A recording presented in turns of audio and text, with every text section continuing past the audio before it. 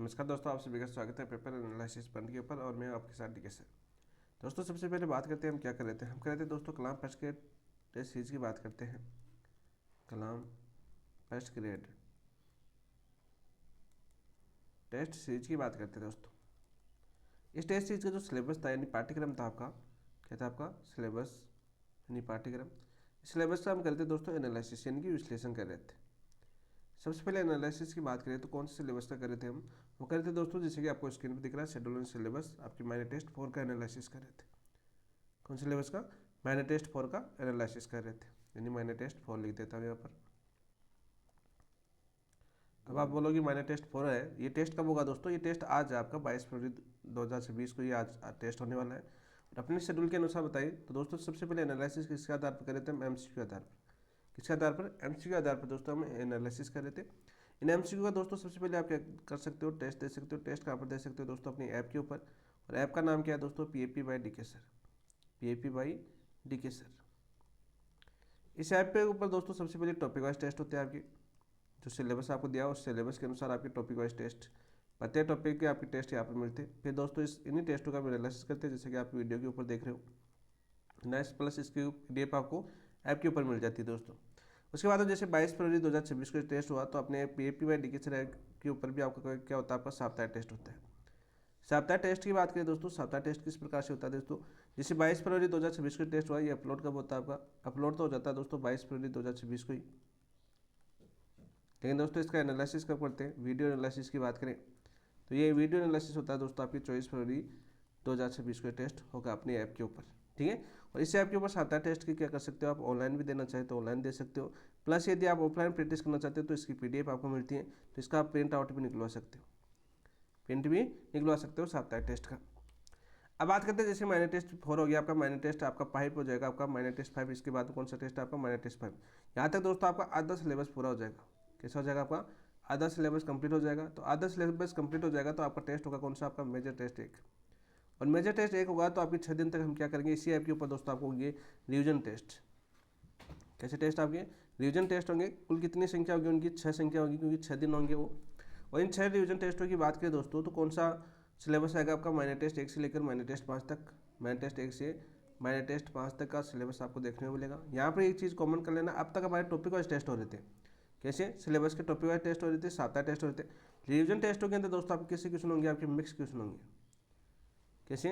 Mix question, यानी 5 यानी minor test 1 से लेकर माइनर टेस्ट 5 तक जो सिलेबस है वहाँ से जितने मिक्स क्वेश्चन बनेंगे वो सारे यहाँ पर देखने को मिलेंगे। ऐसे समझ सकते हैं आपके कि एक बार फुल टेस्ट होंगे आपके, जो आधे सिलेबस के फुल टेस्ट होने वाले इन 6 टेस्टों के अंदर। ये भी किसके होंगे? आपके पीपी बाई डीके सर पर होंगे। और फिर इन 6 का वीडियो एनालिसिस भी आपको देखने को मिलेगा। क्या देखने को मिलेगा आपको?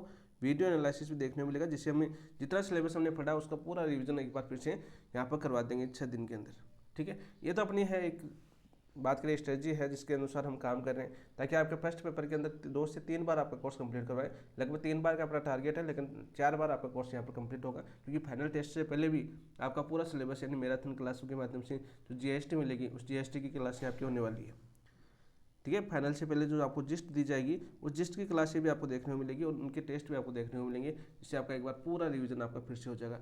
4 बार का टारगेट हो, 4 बार जिस प्रकार से रीट मेंस को कराया उसी प्रकार से आपको 4 बार सिलेबस आपको यहाँ पर देखने को मिलेगा दोस्तों।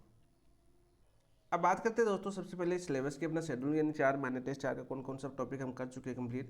देखिए भारतीय इतिहास की बात करते हैं दोस्तों। भारतीय इतिहास के अंदर दोस्तों 19वीं 20वीं शताब्दी के लाला लाजपत राय, बाल गंगाधर तिलक और विपिन चंद्र पाल हम कंप्लीट कर चुके हैं। चंद्रशेखर आजाद दोस्तों, भगत सिंह और सुखदेव, ये तीनों हम कर चुके हैं, ठीक है। ये आपका कंप्लीट हो चुका है। इसके अंदर बात करें दोस्तों सरदार वल्लभ भाई पटेल और मौलाना आजाद, मौलाना अब्दुल कलाम आजाद हम कर चुके हैं, ठीक है। सरदार की उपाधि कहाँ पर दी गई थी बताओ? कौन से अधिवेशन में दी गई थी? आपकी बारदोली अधिवेशन में दी गई थी महिलाओं के द्वारा, ठीक है। गांधी जी को काले झंडे कौन से अधिवेशन में दिखाए गए थे? कराची अधिवेशन में दिखाए गए थे, ये कर चुके थे।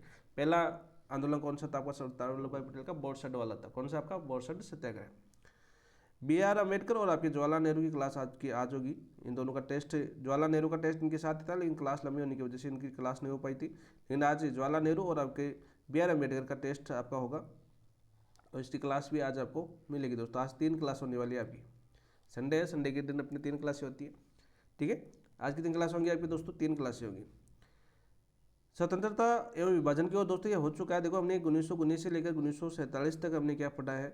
1947 तक हमने वो पढ़ा है अपनी जन राष्ट्रवाद का उदय। दूसरा टॉपिक जो मैंने टेस्ट 3 के अंदर था ना, जन राष्ट्रवाद का उदय, जो मैंने टेस्ट 3 के अंदर तो 1919 से लेकर 1942 तक था। फिर दोस्तों 1942 से लेकर 1947 तक आपके स्वतंत्रता से विभाजन की हो, तो विभाजन हम पढ़ चुके हैं, अपने क्वेश्चन हम कंप्लीट कर चुके हैं। इसके अलावा दोस्तों विभाजन के बाद लगभग हमने गोडसे तक हमने कंप्लीट किया था, जो आपकी बुकलेट के अंदर दिया हुआ था। अंतिम लाइन थी वो गोडसे की थी, जिनको स्वतंत्रता के बाद प्रथम फांसी मिली थी भारत के अंदर। वो कौन थे? नाथूराम गोडसे थे, जिन्होंने गांधी जी की हत्या की थी। यहाँ तक हम कंप्लीट कर चुके थे, तो ये टॉपिक अपना कंप्लीट हो चुका है।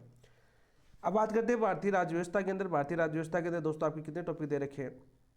5 टॉपिक दे रखे हैं। इनमें के अंदर दोस्तों संविधान सभा अपना कंप्लीट हो चुका है। भारत की संविधान सभा की प्रमुख विशेषता कंप्लीट हो चुकी है। अब अपनी क्लास है आज अभी जो हम करने वाले, वो करने वाले दोस्तों हम राष्ट्रपति। अभी क्या करने वाले दोस्तों? हम राष्ट्रपति को कंप्लीट करने वाले हैं। इसके बाद में दोस्तों आपको एक क्लास तो अपनी आज ये हो जाएगी, जवाहरलाल नेहरू अम्बेडकर राष्ट्रपति। और एक क्लास आपको आज देखने को मिलेगी दोस्तों, शिक्षा में संपूर्ण गुणवत्ता प्रबंधन। ये क्लास आपको आज देखने को मिलेगी। अब कल मंडे है आपको दोस्तों, मंडे कौन सी क्लास देखने को मिलेगी आपको? मंडे क्लास में मिलेगी दोस्तों प्रमुख संगठन IASC और डाइट। और इसके अलावा दोस्तों आपके महिला आयोग और केंद्रीय सतर्कता आयोग। और आपकी एक क्लास हो जाएगी आपकी भारत सरकार अधिनियम 1935, यानी मंडे तक अपना कंप्लीट हो जाएगा। फिर अपना टेस्ट होता है दोस्तों आपकी 24 फरवरी 2026 को अपना ये टेस्ट होने वाला है। कौन सा? साप्ताहिक टेस्ट।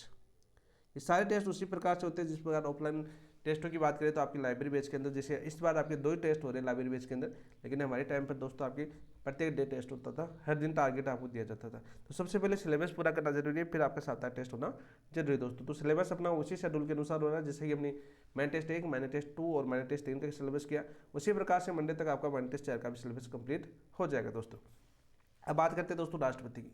चलिए दोस्तों राष्ट्रपति की शुरुआत करते हैं। शुरुआत करने से पहले जिन दोस्तों को टेस्ट देना हो तो वो टेस्ट दे सकते हैं PAP/DK सर के ऊपर। ये टेस्ट आपका काफ़ी दिन पहले ही हो चुका था। जैसे बात करें अपडेट की बात करें तो ये टेस्ट देने के बाद आपकी एनालिसिस करते हो तो आपको बेहतरीन तैयारी करने का मौका मिलेगा, क्योंकि इस पर आपकी कमजोरी का पता चल जाएगा कि हमने इस क्वेश्चन में कौन सी तैयारी की। यदि आप सीधी क्लास देखते हो तो भी कोई दिक्कत नहीं, साथ साथ आंसर कमेंट के अंदर दीजिए, जिसके अंदर आपको ये पता चले कि हम गलती कहाँ पर कर रहे हैं। जब तक आप आंसर खुद नहीं दोगे तब तक आपको ये पता नहीं चलेगा कि हमारी गलती कहाँ पर कर रहे हैं। वैसे तो मैं कराऊंगा तो मैं सारे क्वेश्चन पढ़ूंगा, आपको आंसर बता दूंगा, तो आप ये सोचोगे कि क्वेश्चन होगी, अपनी अपनी तैयारी होगी, ऑप्शन की व्याख्या होगी। नहीं, जब तक आप खुद एनालाइज नहीं करोगे, खुद अपना आकलन नहीं करोगे, तब तक ये प्रैक्टिस आपके लिए इतना फायदेमंद नहीं हो सकता है। आपकी 60% 70% आपके लिए फायदेमंद हो, लेकिन जब तक खुद प्रैक्टिस करोगे ना, तब यही टेस्ट सीरीज आपको 90% तक योगदान देगी और आपका तैयारी भी बहुत अच्छी होगी और आप सिलेक्शन की दौड़ के अंदर और आगे निकलेंगे, अन्य विद्यार्थियों से 2 कदम आगे रहेंगे। चलिए दोस्तों शुरुआत करते हैं राष्ट्रपति। और राष्ट्रपति की शुरुआत करने से पहले जिन दोस्तों ने अभी तक चैनल को सब्सक्राइब नहीं किया है, चैनल को सब्सक्राइब कीजिए, वीडियो को लाइक कीजिए, अपने दोस्तों के साथ शेयर भी कीजिए। आज का पहला क्वेश्चन क्या है दोस्तों? देखिए पहला क्वेश्चन आपका, भारत में संसदीय शासन व्यवस्था के संदर्भ में नाममात्र एवं वास्तविक कार्यपालिका के संबंध में निम्न कथनों पर विचार कीजिए। भारत में कैसी संसदीय है भाई दोस्तों? व्यवस्था कैसी है? संसदीय शासन व्यवस्था है। कहाँ से लेगी दोस्तों? आपकी ब्रिटेन से लेगी। देखो क्वेश्चन से ही आपका क्वेश्चन आपको याद हो जाता है, शब्दों से यदि आप याद करते हो तो आसानी से क्वेश्चनों के माध्यम से आप अच्छी प्रैक्टिस कर सकते हो। संदर्भ में नाममात्र और वास्तविक कैसी कार्यपालिका पाई जाती है भारत के अंदर? नाममात्र और वास्तविक कार्यपालिका पाई जाती है। के संबंध में निम्न कथनों पर विचार करना है। राष्ट्रपति संवैधानिक प्रधान होने के कारण सभी कार्य अपने विवेक से करता नहीं दोस्तों, अपने विवेक से नहीं करता, मंत्रिपरिषद की सलाह पर करता है। मंत्रिपरिषद की सलाह पर, मंत्रिपरिषद की सलाह पर करता है दोस्तों, सलाह पर। ये चीज याद रखना दोस्तों। सबसे पहले आप दूसरा ऑप्शन क्या दे रखा है आपका? दूसरा ऑप्शन दे रखा है मंत्रिपरिषद वास्तविक कार्यपालिका के रूप में कार्य करती है। बिल्कुल राइट। और वास्तविक कार्यपालिका का मुखिया कौन होता है दोस्तों? वास्तविक कार्यपालिका का मुखिया होता है दोस्तों आपके प्रधानमंत्री, PM, यानी कि आपकी हो जाएगा आपका प्रधानमंत्री। तो ये बिल्कुल राइट है दोस्तों दूसरा कथन। मंत्रिपरिषद लोकसभा के प्रति सामूहिक रूप से उत्तरदायी होती है। बिल्कुल, लोकसभा के प्रति मंत्रिपरिषद सामूहिक रूप से उत्तरदायी होती है। बिल्कुल सत्य बात है। हमें क्या पूछा दोस्तों? हमें पूछा है कि संबंध में सही कथन कौन से हैं। तो सही कथन की बात करें केवल दूसरा और तीसरा सही है, तो ऑप्शन नंबर 1 आपका राइट आंसर हो जाएगा। अब देखिए दोबारा हम टेस्ट का इन लाइनों का विश्लेषण करते हैं। सबसे पहले बात करते हैं राष्ट्रपति संवैधानिक प्रधान होने के कारण सभी कार्य अपने विवेक से करता है। नहीं दोस्तों, मंत्रिपरिषद की सलाह पर करता है। अब मंत्रिपरिषद सलाह की बात करें तो कौन से अनुच्छेद के अंदर मंत्रिपरिषद का उल्लेख है? तो दोस्तों आपने देखा होगा अनुच्छेद नंबर 76(1) की बात करते हैं। किसमें? अनुच्छेद नंबर 76(1) के अंदर। इसके अंदर क्या है दोस्तों? राष्ट्रपति की सलाह और सहायता के लिए क्या होगी? आपकी मंत्रिपरिषद होगी। राष्ट्रपति की सलाह व सहायता के लिए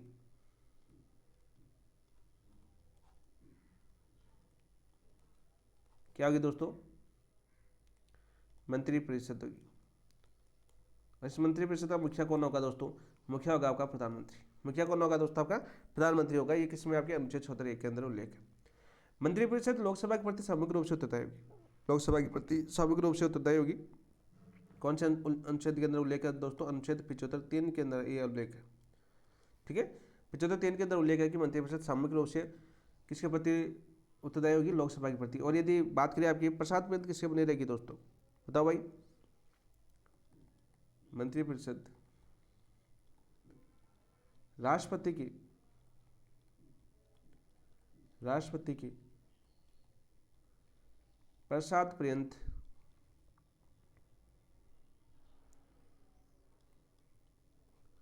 बनी रहेगी। ये उल्लेख इसमें दोस्तों आपका, बताओ भाई। ये उल्लेख है दोस्तों आपके अनुच्छेद 75(2) के अंदर। दोनों चीज आपकी बात करिए, अरे प्रत्येक लाइन से एक एक अनुच्छेद भी आपको याद हो गया। जहाँ पर मंत्रिपरिषद का समग्र रूप से उत्तरदायी है तो दोस्तों आपकी 75(3) में उल्लेख है। और यदि मंत्रिपरिषद राष्ट्रपति के प्रसाद में बनी है तो अनुच्छेद 75(2) के अंदर उल्लेख है, राष्ट्रपति जब चाहे मंत्री को हटा सकता है। ठीक है, यानी प्रसाद पर्यंत का मतलब क्या हो गया? राष्ट्रपति जब चाहे उस मंत्री को हटा सकता है दोस्तों। अब बात करते हैं दोस्तों, सबसे पहले यहाँ पर बात करने वाली चीज़ क्या थी कि भारत में संसदीय व्यवस्था की स्थापना की गई है। आप सभी को पता है 2 प्रकार की होती है संसदीय व्यवस्था। प्रश्न के ऊपर आते हैं अपने क्या DVA में संसदीय व्यवस्था से मैंने क्वेश्चन पूछा गया। कितने प्रकार की होती है दोस्तों आपकी कार्यपालिका?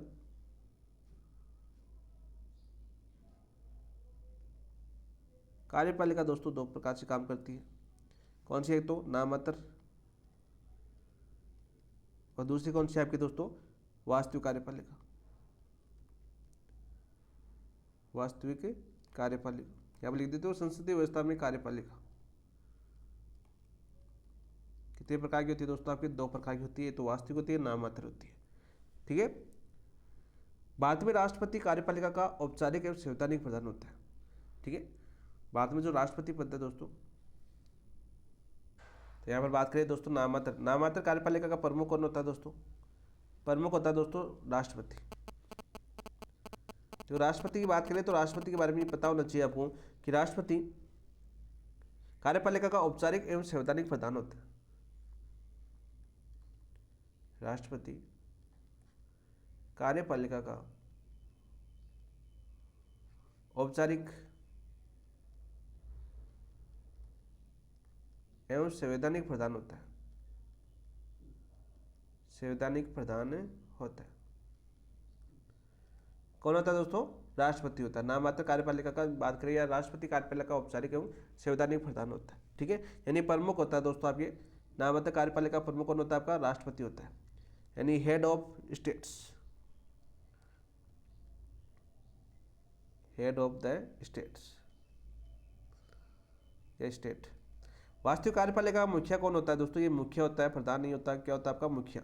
मुखिया की बात करें तो क्या होता है? Head of government, head of the government. दोनों चीजों को आप समझें क्योंकि ऐसे सीधे क्वेश्चन बहुत पूछे गए हैं।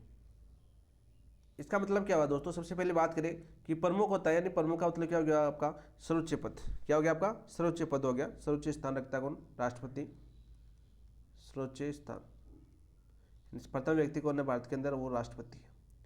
कौन है दोस्तों? आपका राष्ट्रपति है। इन चीज़ों को छोटे छोटे शब्दों को आप पकड़ के चलना, साथ साथ पॉलिटिकल साइंस में शब्दों का खेल ज़्यादा होता है। तो राइट आंसर क्या हो जाएगा दोस्तों? आपका 2 और 3 आपका राइट आंसर हो जाएगा। नेक्स्ट क्वेश्चन की बात करते हैं दोस्तों। नेक्स्ट क्वेश्चन क्या है? देखिए, भारत में राष्ट्रपति के संवैधानिक स्थान के संदर्भ में निम्न में से कौन सा कथन असत्य है? आगे क्वेश्चन दे रखा है, भारत में राष्ट्रपति के संवैधानिक स्थान के संदर्भ में निम्न में से कौन सा कथन असत्य है? असत्य कथन पूछा हमें। राष्ट्रपति राष्ट्र का प्रमुख होता है, बिल्कुल। राष्ट्रपति राष्ट्र क्या होता है? आपका प्रमुख होता है, बिल्कुल right. Head of the states, तो ये तो बिल्कुल सत्य है दोस्तों। ठीक है, राष्ट्रपति वरीयता क्रम में सर्वोच्च स्थान रखता है, बिल्कुल। प्रथम स्थान कौन रखता है दोस्तों? राष्ट्रपति रखता है। ठीक है, राष्ट्रपति सरकार का दैनिक संचालन करता है, नहीं दोस्तों, सरकार का दैनिक संचालन राष्ट्रपति नहीं करता है, गलत हो जाएगा। कौन करता है दोस्तों दैनिक संचालन? रोज प्रधानमंत्री करता है, प्रधानमंत्री करता है। राष्ट्रपति देश का प्रथम नागरिक माना जाता है, बिल्कुल, ये भी आपका सत्य है। तो हमें क्या पूछा? असत्य कथन पूछा, तो ऑप्शन नंबर 3 आपका राइट आंसर हो जाएगा। क्या जाएगा दोस्तों? आपका ऑप्शन नंबर 3 आपका राइट आंसर हो जाएगा। यहाँ पर बात करते हैं दोस्तों राष्ट्रपति के पद के संबंध में एक खतरनाक आपका पूछा जाता है। सबसे पहले राष्ट्रपति की बात करते हैं, और राष्ट्रपति के संबंध में यानी पद के संबंध में, राष्ट्रपति जो पद है इस पद की जो शक्ति है दोस्तों, इसके संबंध में खतन पूछा जाता है। और खतन किसका था दोस्तों? ये खतन था दोस्तों आपके एलन ग्लेड हिल का। एलन ग्लेड हिल का खतन पूछा जाता है आपका। इन्होंने क्या कहा था दोस्तों, ये चीज़ आप नोट करके रखना, क्योंकि ये क्वेश्चन आपके एग्जाम में कोर्ट में आ चुका है एक। तो आप बात करें एलन ग्लेड हिल ने क्या बोला दोस्तों आपके, इन्होंने बोला, इन्होंने यह चिंता व्यक्त की, यह चिंता व्यक्त की थी कि भारत का राष्ट्रपति, कि भारत का राष्ट्रपति संविधान द्वारा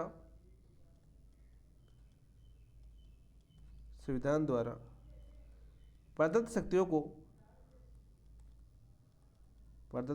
को हस्तगत कर तानाशाह बन सकता है, हस्तगत कर तानाशाह बन सकता है। ये कथन किसका था दोस्तों? आपके एलन ग्लेड हिल का एक कथन था, जो आपके एक बार क्वेश्चन पूछा जा चुका है कोर्ट के अंदर। ये क्वेश्चन आपका आ चुका है दोस्तों। तो हमें पूछा था ऐसे कथन, तो ऑप्शन नंबर 3 आपका राइट आंसर हो जाएगा। नेक्स्ट क्वेश्चन की बात करते हैं दोस्तों। नेक्स्ट क्वेश्चन क्या अपना देखिए, निम्नलिखित को सुमेल कीजिए। करते भाई, इस क्वेश्चन को करने से पहले आपको ये पता होना चाहिए संघ सरकार का उल्लेख। किसकी बात करते हैं? सबसे पहले संघ सरकार का आपको पता होना चाहिए। तो दोस्तों बात करते हैं संघ सरकार, और संघ सरकार का उल्लेख संविधान के अंदर बात करें दोस्तों, उल्लेख की बात करें दोस्तों, किसके अंदर? अपने संविधान के अंदर। तो संविधान के अंदर किस अनुच्छेद में आपके संघ सरकार का उल्लेख है? यानी सबसे पहले भाग की बात करें दोस्तों, तो कौन से भाग के अंदर दोस्तों संघ सरकार का उल्लेख है? तो भाग नंबर बात करें तो 5 के अंदर। कौन से भाग में? भाग नंबर 5 में क्या दोस्तों? संघ सरकार का उल्लेख है भारतीय संविधान के अंदर। अनुच्छेद की बात करें दोस्तों, कौन से अनुच्छेद के अंदर? यदि हम अनुच्छेद की बात करें तो अनुच्छेद 52 से लेकर अनुच्छेद आपके 151 तक किसका उल्लेख है दोस्तों? आपके संघ सरकार का उल्लेख है। 31 से तक आपके अनुच्छेद 52 से लेकर और आपके अनुच्छेद 151 तक संघ सरकार का उल्लेख है। ठीक है, इस भाग के अंदर दोस्तों सबसे पहले बात करें भाग 5 के अध्याय 1 की बात करते हैं। भाग 5 के अध्याय 1 की बात करते हैं, अध्याय 1 की बात करते हैं दोस्तों। अध्याय 1 के अंदर बात करें दोस्तों, अध्याय 1 के अंदर किसका उल्लेख है दोस्तों? राष्ट्रपति का उल्लेख है। किसका उल्लेख है दोस्तों? संघीय कार्यपालिका उल्लेख, संघीय कार्यपालिका का उल्लेख। कौन से अनुच्छेद से कौन से अनुच्छेद तक? अनुच्छेद की बात करें दोस्तों आपके, तो अनुच्छेद दोस्तों आपके 52 से 78, 52 से 78 दोस्तों आपके भाग 5 के अध्याय 1 के अंदर संघीय कार्यपालिका का उल्लेख है दोस्तों। संघीय कार्यपालिका के अंदर बात करें दोस्तों कौन कौन शामिल है आपके, इसके अंदर शामिल कौन कौन आते हैं आपके दोस्तों?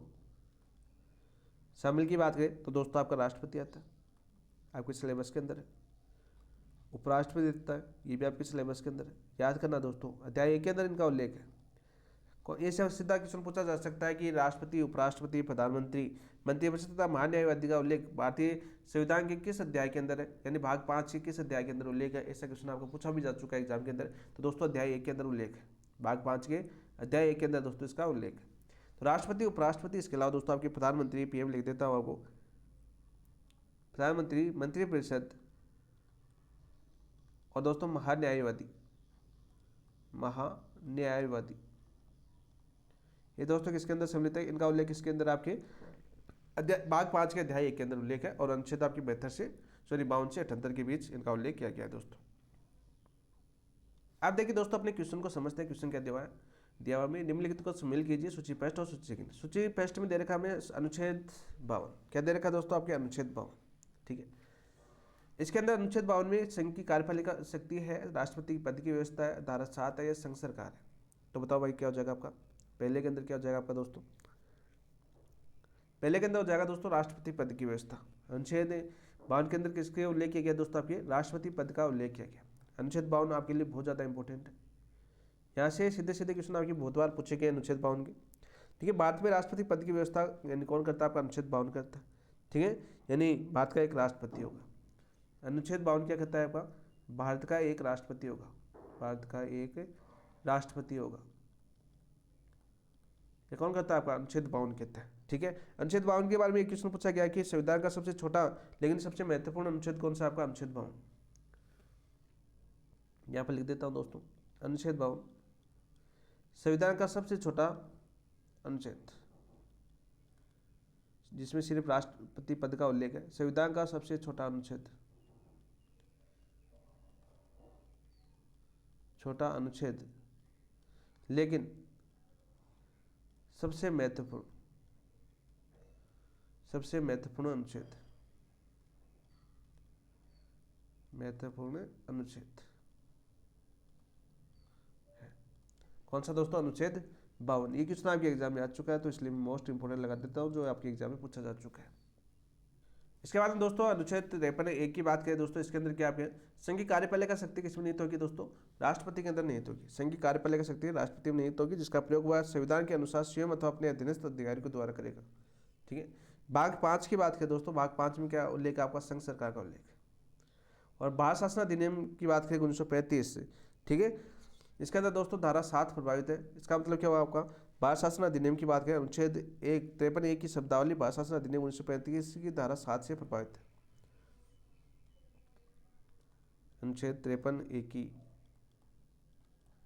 शब्दावली की बात करें दोस्तों, शब्दावली की बात करें, शब्दावली भारत शासन अधिनियम 1935 की, भारत शासन अधिनियम 1935 की धारा 7 से प्रभावित है, 7 से प्रभावित। इसके में मोस्ट इंपोर्टेंट लगाऊंगा क्योंकि क्वेश्चन पूछा जा चुका है, मोस्ट इंपोर्टेंट। ये क्वेश्चन भी आपके एग्जाम में आ चुका है, पूछा जा चुका है कि भारत शासन अधिनियम धारा 35 की, यानी बात करें सॉरी भारत शासन अधिनियम 1935 की धारा 7 से प्रभावित कौन से अनुच्छेद की शब्दावली है? तो आपके अनुच्छेद 53 है, जिसमें राष्ट्रपति की यानी संघ की कार्यपालिका शक्ति किसमें निहित होगी? राष्ट्रपति में निहित होगी, इसका उल्लेख है। ये क्वेश्चन आपके एग्जाम में आ चुका है। तो हमें क्वेश्चन पूछा गया था कि सही सम्मिलित कीजिए, तो क्या हो जाएगा आपका सही सम्मिलित? BADC, तो ऑप्शन नंबर 1 आपका राइट आंसर हो जाएगा। क्या जगह? ऑप्शन नंबर 1 आपका राइट आंसर हो जाएगा। नेक्स्ट क्वेश्चन की बात करते हैं दोस्तों। नेक्स्ट क्वेश्चन क्या है देखिए, निम्नलिखित अनुच्छेदों एवं उनकी विषय वस्तु से संबंध में सही सुमेल का चयन कीजिए। इसी क्वेश्चन आपके पूछे जाते हैं। देखिए बात करते हैं अनुच्छेद 52। अनुच्छेद 52 राष्ट्रपति का अस्तित्व है। अनुच्छेद 52 क्या है दोस्तों आपके? राष्ट्रपति का अस्तित्व है, या राष्ट्रपति का मंत्रिमंडल, राष्ट्रपति का कार्यकाल, या राष्ट्रपति निर्वाचित होने के अर्थ है? बताओ भाई, राइट आंसर क्या होगा दोस्तों? आपके सबसे पहले अनुच्छेद 52 राष्ट्रपति के पद का अस्तित्व।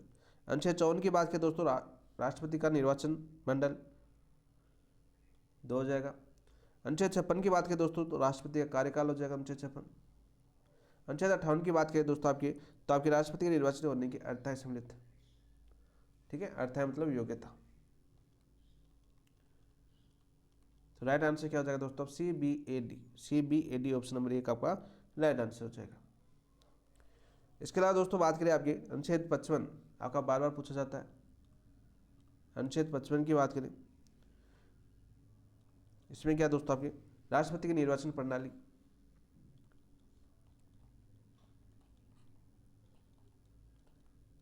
निर्वाचन प्रणाली।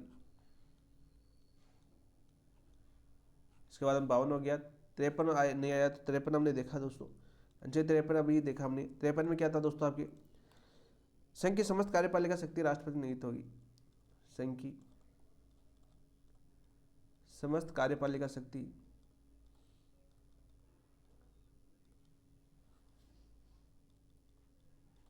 राष्ट्रपति में निहित होगी। किसमें निहित होगी दोस्तों? आपकी राष्ट्रपति में निहित होगी।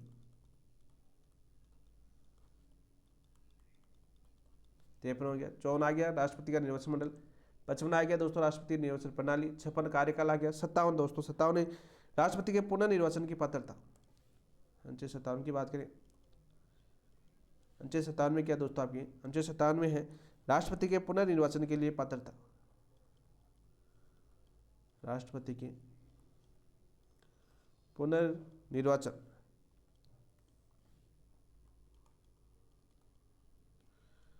वाचन के लिए पात्रता। किसमें आपके अनुच्छेद 58 की बात करें राष्ट्रपति होने की अर्हता है दोस्तों, वही बात करें दोस्तों अनुच्छेद 59, अनुच्छेद 59 में क्या है दोस्तों आपका, अनुच्छेद 59 के अंदर है राष्ट्रपति पद हेतु शर्तें, पद हेतु शर्तें। ये दो क्वेश्चनों में काफी आप कंफ्यूज होते हो, अर्थाय और योग्यता, यानी निरर्थाय बोल सकते हो इसको, निरर्थाय। दोस्तों योग्यता है तो दो, ये आपका भारत का नागरिक होना चाहिए, ठीक है, और 35 वर्ष की आयु होनी चाहिए, ये तो योग्यता है, ये तो क्या आपका है योग्यता है। निरता के अंदर दोस्तों यानी बात करें शर्तें के अंदर दिवालिया नहीं होना चाहिए, किसी लाभ की पद पर नहीं होना चाहिए, ठीक है, ऐसे कौन सी आती है आपकी शर्तें, अनुच्छेद 59 के अंदर आती है दोस्तों, अभी फटेंगे सभी। इसके बाद में दोस्तों अनुच्छेद 60 भी पूछा जाता है आपको, 60 की बात करें तो इसके अंदर दोस्तों आपकी किसका है, शपथ का उल्लेख है। दोस्तों अनुसूची 3 के अंदर दोस्तों राष्ट्रपति, उपराष्ट्रपति और राज्यपाल की शपथ का उल्लेख नहीं है, हमने देखा था, उनके लिए अलग ऐसे अनुच्छेद आपके बनाए गए। तो अनुच्छेद 60 में कौन सा लेता है शपथ दोस्तों, आपके राष्ट्रपति शपथ लेता है।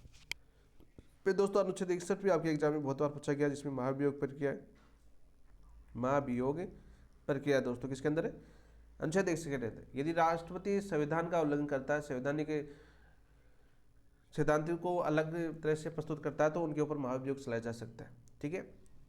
अनुच्छेद 62 की बात करें दोस्तों, अचानक पद की रिक्ति हो जाए दोस्तों, पद रिक्त,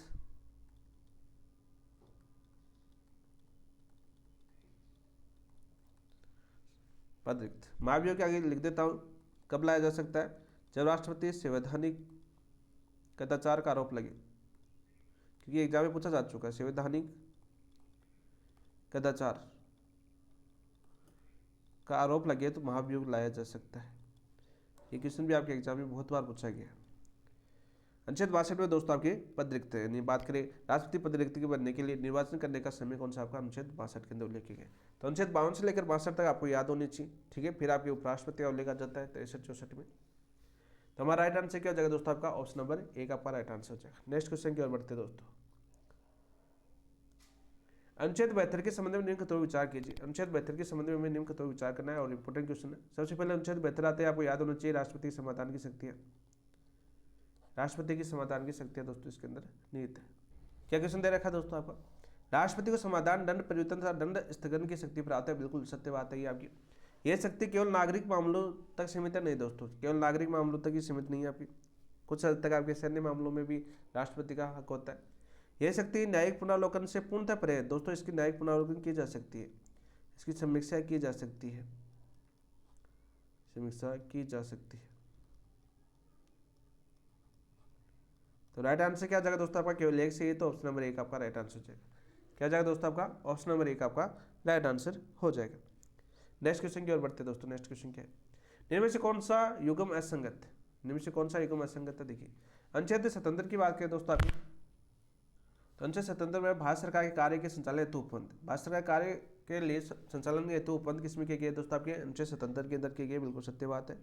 अनुच्छेद 79 की बात करें, राष्ट्रपति का अभिनंग, राष्ट्रपति संसद का अभिनंग है इसके अंदर आपके अनुच्छेद 79 के अंदर, तो आपका ये भी बिल्कुल सत्य है। अनुच्छेद 85 में राष्ट्रपति के लिए विशेष अभिभाषण, दोस्तों विशेष अभिभाषण की बात करें अनुच्छेद 85 के अंदर नहीं। सबसे पहले दोस्तों विशेष अभिभाषण किसके तहत देता है राष्ट्रपति, बताओ भाई, अनुच्छेद 75 के तहत या 76 के तहत, अनुच्छेद 76 में। अनुच्छेद 85 में क्या है दोस्तों, फिर संसद 70 है, संसद के 70, ठीक है। इसके अलावा दोस्तों आपके 17 अवसान, इसके अलावा दोस्तों आपके तथा लोकसभा का विघटन, लोकसभा का विघटन, ये उल्लेख इसमें दोस्तों आपके अनुच्छेद 85 के अंदर उल्लेख किए गए। सॉरी मैंने गलत बता दिया आपको, राष्ट्रपति विशेष अभिभाषण दोस्तों अनुच्छेद 87 के तहत है, किसके तहत आपके अनुच्छेद 87 के तहत, चिंतन में तो संदेश भेजता है, अनुच्छेद 87 के तहत याद करना दोस्तों। राइट आंसर क्या जगह आपका ऑप्शन नंबर 3 आपका राइट आंसर हो जाएगा। विशेष अभिभाषण किसके तहत देता है आपका, अनुच्छेद 87 के तहत देता है दोस्तों। और वही बात करें अनुच्छेद 86 के अंदर, सदनों में संदेश भेजने का अधिकार किसमें आपके अनुच्छेद 86 के अंदर है। सीधा क्वेश्चन पूछा जाता है, यहाँ पर 2 क्वेश्चन और पूछे जाते हैं आपके, संयुक्त बैठक, संयुक्त बैठक की बात करें तो किस अनुच्छेद के तहत आती है आपको दोस्तों, अनुच्छेद 108 के अंदर, किसके अंदर उल्लेख आपका, अनुच्छेद 108 के अंदर दोस्तों संयुक्त बैठक का उल्लेख है, जो बार बार आपके एग्जाम में पूछा गया, बार बार आपके एग्जाम पूछा गया। इसके अलावा दोस्तों आपके अध्यादेश पूछा जाता है आपके एग्जाम के अंदर।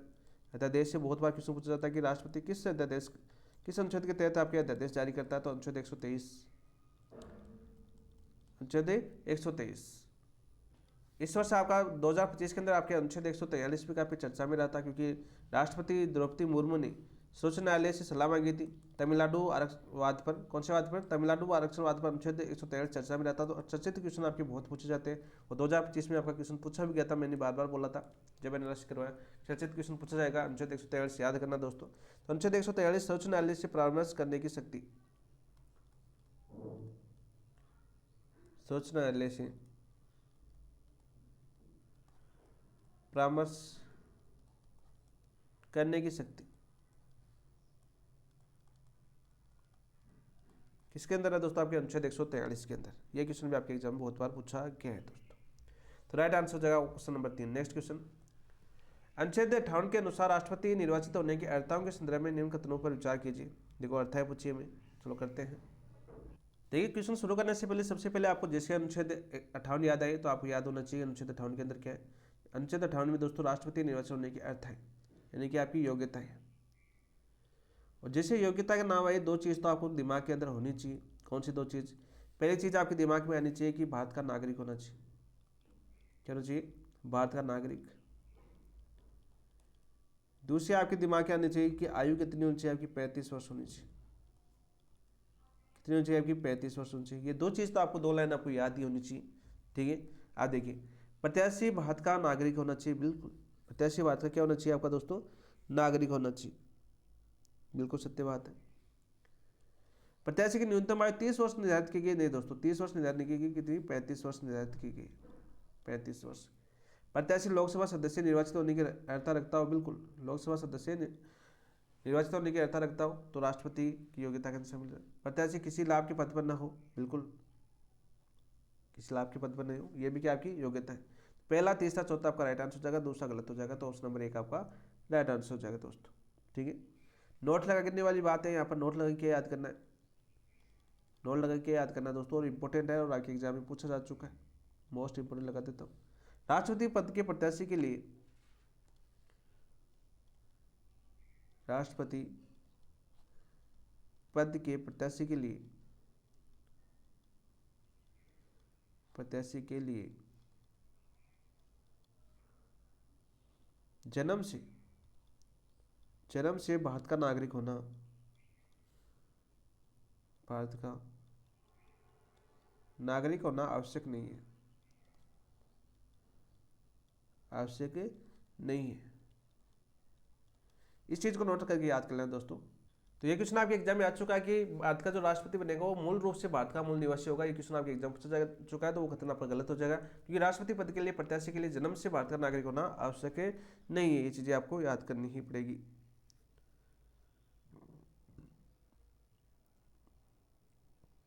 इसके अलावा दोस्तों आपके निर्वाचन के बाद दोस्तों त्यागपत्र की बात करें।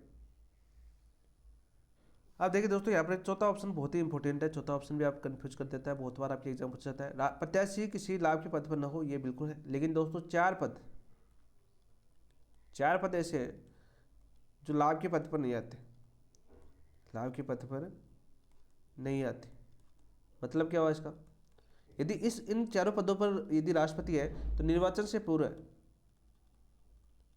से पूर्व त्यागपत्र देना आवश्यक नहीं,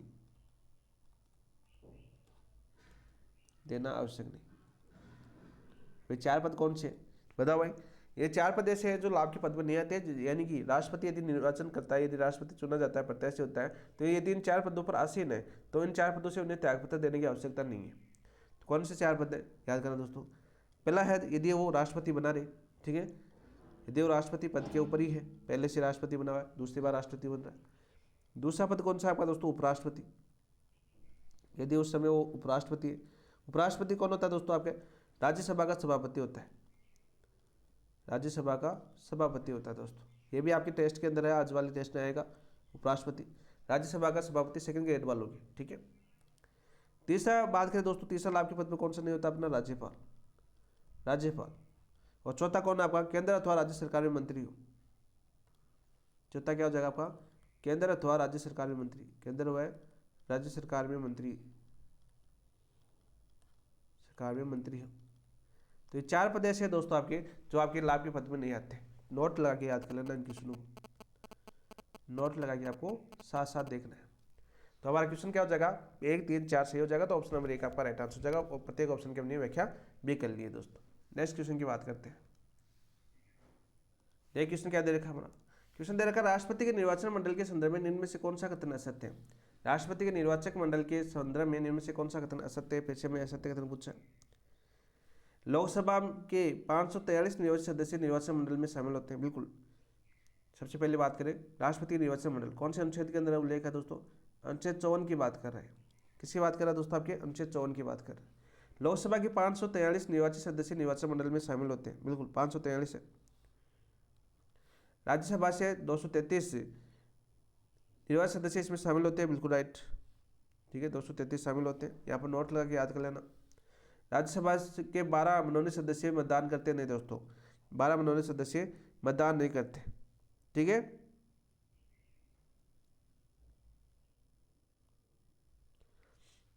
राज्यों के विधानसभाओं के निर्वाचित सदस्य इसमें भाग लेते हैं, बिल्कुल। तो ऑप्शन नंबर 3 आपका असत्य कथन हो जाएगा। ऑप्शन नंबर 3 आपका असत्य कथन हो जाएगा। तो सबसे पहले बात करते हैं दोस्तों निर्वाचन मंडल अनुच्छेद 54 की बात करें। यहाँ पर नोट लगा के याद कर लेना दोस्तों, नोट लगा के याद क्या करना है। 25 जनवरी 2020, 25 जनवरी 2020 के पश्चात लोकसभा और राज्यसभा में, लोकसभा व राज्यसभा में,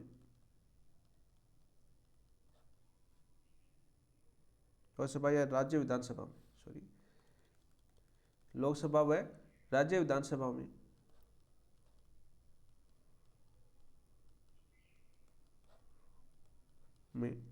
आंग्ल भारतीयों के मनोनयन, आंग्ल भारतीयों के मनोनयन के प्रावधान प्रभावी नहीं रहे। कब से दोस्तों, 25 जनवरी 2020। इस लाइन को याद कर लेना, इंपॉर्टेंट बन सकती है क्वेश्चन आपका कोर्ट वाली। इसके अलावा आपके क्वेश्चन ऑप्शन नंबर 4 दे रखा है राज्य विधानसभाओं के निर्वाचित सदस्य भाग लेते हैं, 28 राज्यों के सभी लेते हैं दोस्तों, ठीक है। 18 राज्यों के विधानसभाओं के सदस्य राष्ट्रपति निर्वाचन मंडल में सम्मिलित होते हैं। अब यदि राज्यों से लेते हैं तो दोस्तों आपकी यूटी की बात करते हैं, यूटी यानी बात करें आपके केंद्र शासित प्रदेश,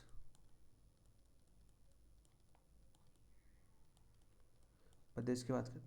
सबसे पहले बात करते हैं दोस्तों, नोट लगा के याद करना, इसको क्वेश्चन आपके एग्जाम पूछा जा चुका है कि केंद्र शासित प्रदेश से जो आपके विधानसभा के सदस्य है वो राष्ट्रपति निर्वाचन मंडल में शामिल हो सकते थे, नहीं।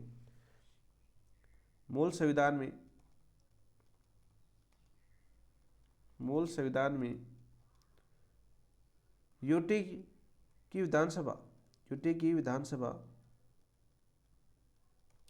के सदस्यों को राष्ट्रपति के निर्वाचन मंडल में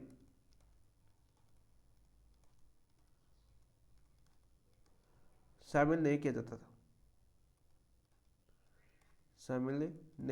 जाता था, ये लाइन मोस्ट इंपोर्टेंट है, आपके एग्जाम के अंदर बहुत बार पूछी गई है। इसके बाद में क्या होता है दोस्तों, आपका संशोधन होता है। और संशोधन कौन सा होता है आपका, संशोधन की बात करें तो संशोधन था आपका कौन सा, संविधान संशोधन 17वां कॉन्स्टिट्यूशन एक्ट 1992, यानी 17वां संविधान संशोधन 1992 होता है दोस्तों। इस प्रावधान के तहत अनुच्छेद 54 में एक स्पष्टीकरण जोड़ा गया। अनुच्छेद 54 में क्या जोड़ा गया दोस्तों, आपका प्रावधान जोड़ा गया कि दिल्ली तथा पांडिचेरी संघ राज्य विधानसभा भी शामिल होगी। दिल्ली पांडिचेरी यूटी की जो विधानसभा है दोस्तों, ये क्या होगी दोस्तों, आपके राष्ट्रपति के चुनाव में शामिल होगी, ठीक है। क्या होगी दोस्तों, शामिल होगी। यानी बात करें दिल्ली की कितनी विधानसभा सीटें, 70 सीट है, और पांडिचेरी कितनी सीटें दोस्तों, आपकी 30 जो निर्वाचित सदस्य होंगे, यानी 100 सदस्य वो शामिल होंगे किसके अंदर, राष्ट्रपति के निर्वाचन के अंदर, यानी निर्वाचन के मंडल की बात करें, दिल्ली की कितनी सीटें आपकी 70 सीटें और पांडिचेरी कितनी सीटें आपकी 30 सीटें विधानसभा की। तो ये 100 सदस्य भी शामिल होंगे राष्ट्रपति के चुनाव के अंदर, ये याद कर लेना दोस्तों, सीधा सा क्वेश्चन पूछा जाता है। यानी बात करें दोस्तों आपके राष्ट्रपति के चुनाव के अंदर, बात करें चुनाव में सांसदों की बात करें तो कुल सांसद कितने शामिल होते हैं, लोकसभा और राज्यसभा दोनों की सांसद ही कहलाते हैं। तो कितने होते हैं दोस्तों आपकी 776, कितने 776। वह दोस्तों आपके विधानसभा के सदस्यों की बात करें, पूरे भारतवर्ष के अंदर विधानसभा के सदस्यों की बात करें तो कुल कितने हैं दोस्तों, 4033 विधायक, 4033 विधायक पूरे भारत के अंदर है। ठीक है, ये शामिल होते हैं। यहाँ पर नोट लगा के चीज़ याद कर लेना। क्या याद करनी है दोस्तों, जम्मू कश्मीर के अभी 90 सदस्य शामिल नहीं होते, जम्मू कश्मीर के 90 सदस्य शामिल नहीं। ये चीज़ इंपॉर्टेंट है आपके लिए, ठीक है, ये चीज़ इंपॉर्टेंट है। छोटे छोटे पॉइंटों को हम ध्यान में रखेंगे तो हमें हर चीज़ में अपने क्वेश्चन को सही होने से को नहीं रोक सकता। तो हमारा राइट आंसर क्या हो जाएगा, ऐसा तक पूछा था, ऑप्शन नंबर 3 आपका राइट आंसर हो जाएगा। नेक्स्ट क्वेश्चन की बात करते हैं दोस्तों। नेक्स्ट क्वेश्चन क्या है, राष्ट्रपति के निर्वाचन मंडल की वर्तमान संरचना के संबंध में निम्न में से कौन सा कथन असत्य है, कौन सा कथन असत्य है। देखो इसमें 736 सदस्य भाग लेते हैं, बिल्कुल राइट। इसमें 4033 विधायक भाग लेते हैं, बिल्कुल राइट। जम्मू कश्मीर की विधानसभा के 90 सदस्य वर्तमान में शामिल है, नहीं दोस्तों वर्तमान में शामिल नहीं है। दिल्ली और पांडिचेरी विधानसभा निर्वाचित सदस्य इसमें शामिल है, बिल्कुल राइट। कब से, कौन से विधान संशोधन होता है, 70वां कॉन्स्टिट्यूशन एक्ट 1992 के अंदर हुआ था दोस्तों। कब हुआ था, 1992 के अंदर, और हमने अभी आपको करवाया है। तो ऑप्शन नंबर 3 आपका राइट आंसर हो जाएगा, ऑप्शन नंबर 3 आपका राइट आंसर हो जाएगा। आप दोस्तों यहाँ पर नोट लगा के क्या चीज़ें याद करनी है आपको, निर्वाचन में शामिल नहीं, यहां से भी बहुत क्वेश्चन आपके पूछेंगे, निर्वाचन में शामिल नहीं, यहां से वेरी वेरी इंपॉर्टेंट है क्वेश्चन, वेरी वेरी इंपॉर्टेंट। यहां से क्या क्या क्वेश्चन पूछे गए दोस्तों, ये भी पूछा जा चुका है। देखो सबसे पहले बात करें लोकसभा, लोकसभा, राज्यसभा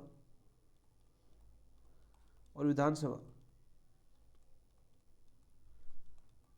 के मनोनीत सदस्य, के मनोनीत सदस्य राष्ट्रपति के निर्वाचन में भाग नहीं लेते। ठीक है, मनोनीत सदस्य भाग नहीं लेते। ठीक है, दूसरा विधान परिषद के सदस्य, विधान परिषद के सदस्य ये भी दोस्तों राष्ट्रपति के निर्वाचन में भाग नहीं लेते। ठीक है, लेकिन यहाँ पर एक चीज और याद करना है, ऐसे सदस्य जो निर्वाचन में भाग लेते हैं लेकिन महाभियोग में भाग नहीं लेते, ऐसे सदस्य जो निर्वाचन में भाग लेते हैं, भाग लेते हैं लेकिन महाभियोग में नहीं,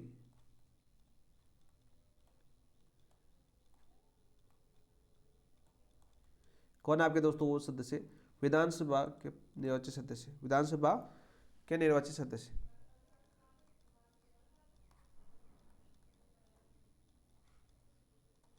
निर्वाचित सदस्य दोस्तों वो सदस्य कौन से हो जाएंगे जो आपके निर्वाचन में भाग लेते हैं राष्ट्रपति के लेकिन महाभियोग में नहीं लेते, वो है आपके विधानसभा के निर्वाचित सदस्य। ठीक है, जो 4033 हमने पढ़े थे ना अभी विधानसभा के विधायक, वो दोस्तों आपके महाभियोग में भाग नहीं लेते, केवल निर्वाचन में भाग लेते हैं। इसके अलावा एक क्वेश्चन और बनता है आपका दोस्तों, वे सदस्य जो राष्ट्रपति के निर्वाचन में भाग नहीं लेते लेकिन महाभियोग में भाग लेते हैं, जो राष्ट्रपति के निर्वाचन में भाग नहीं लेते, निर्वाचन में भाग नहीं लेते लेकिन महाभियोग में भाग लेते, भाग लेते, वो सदस्य कौन से है दोस्तों आपके, बताओ भाई। वो सदस्य है दोस्तों आपके संसद के मनोनीत सदस्य,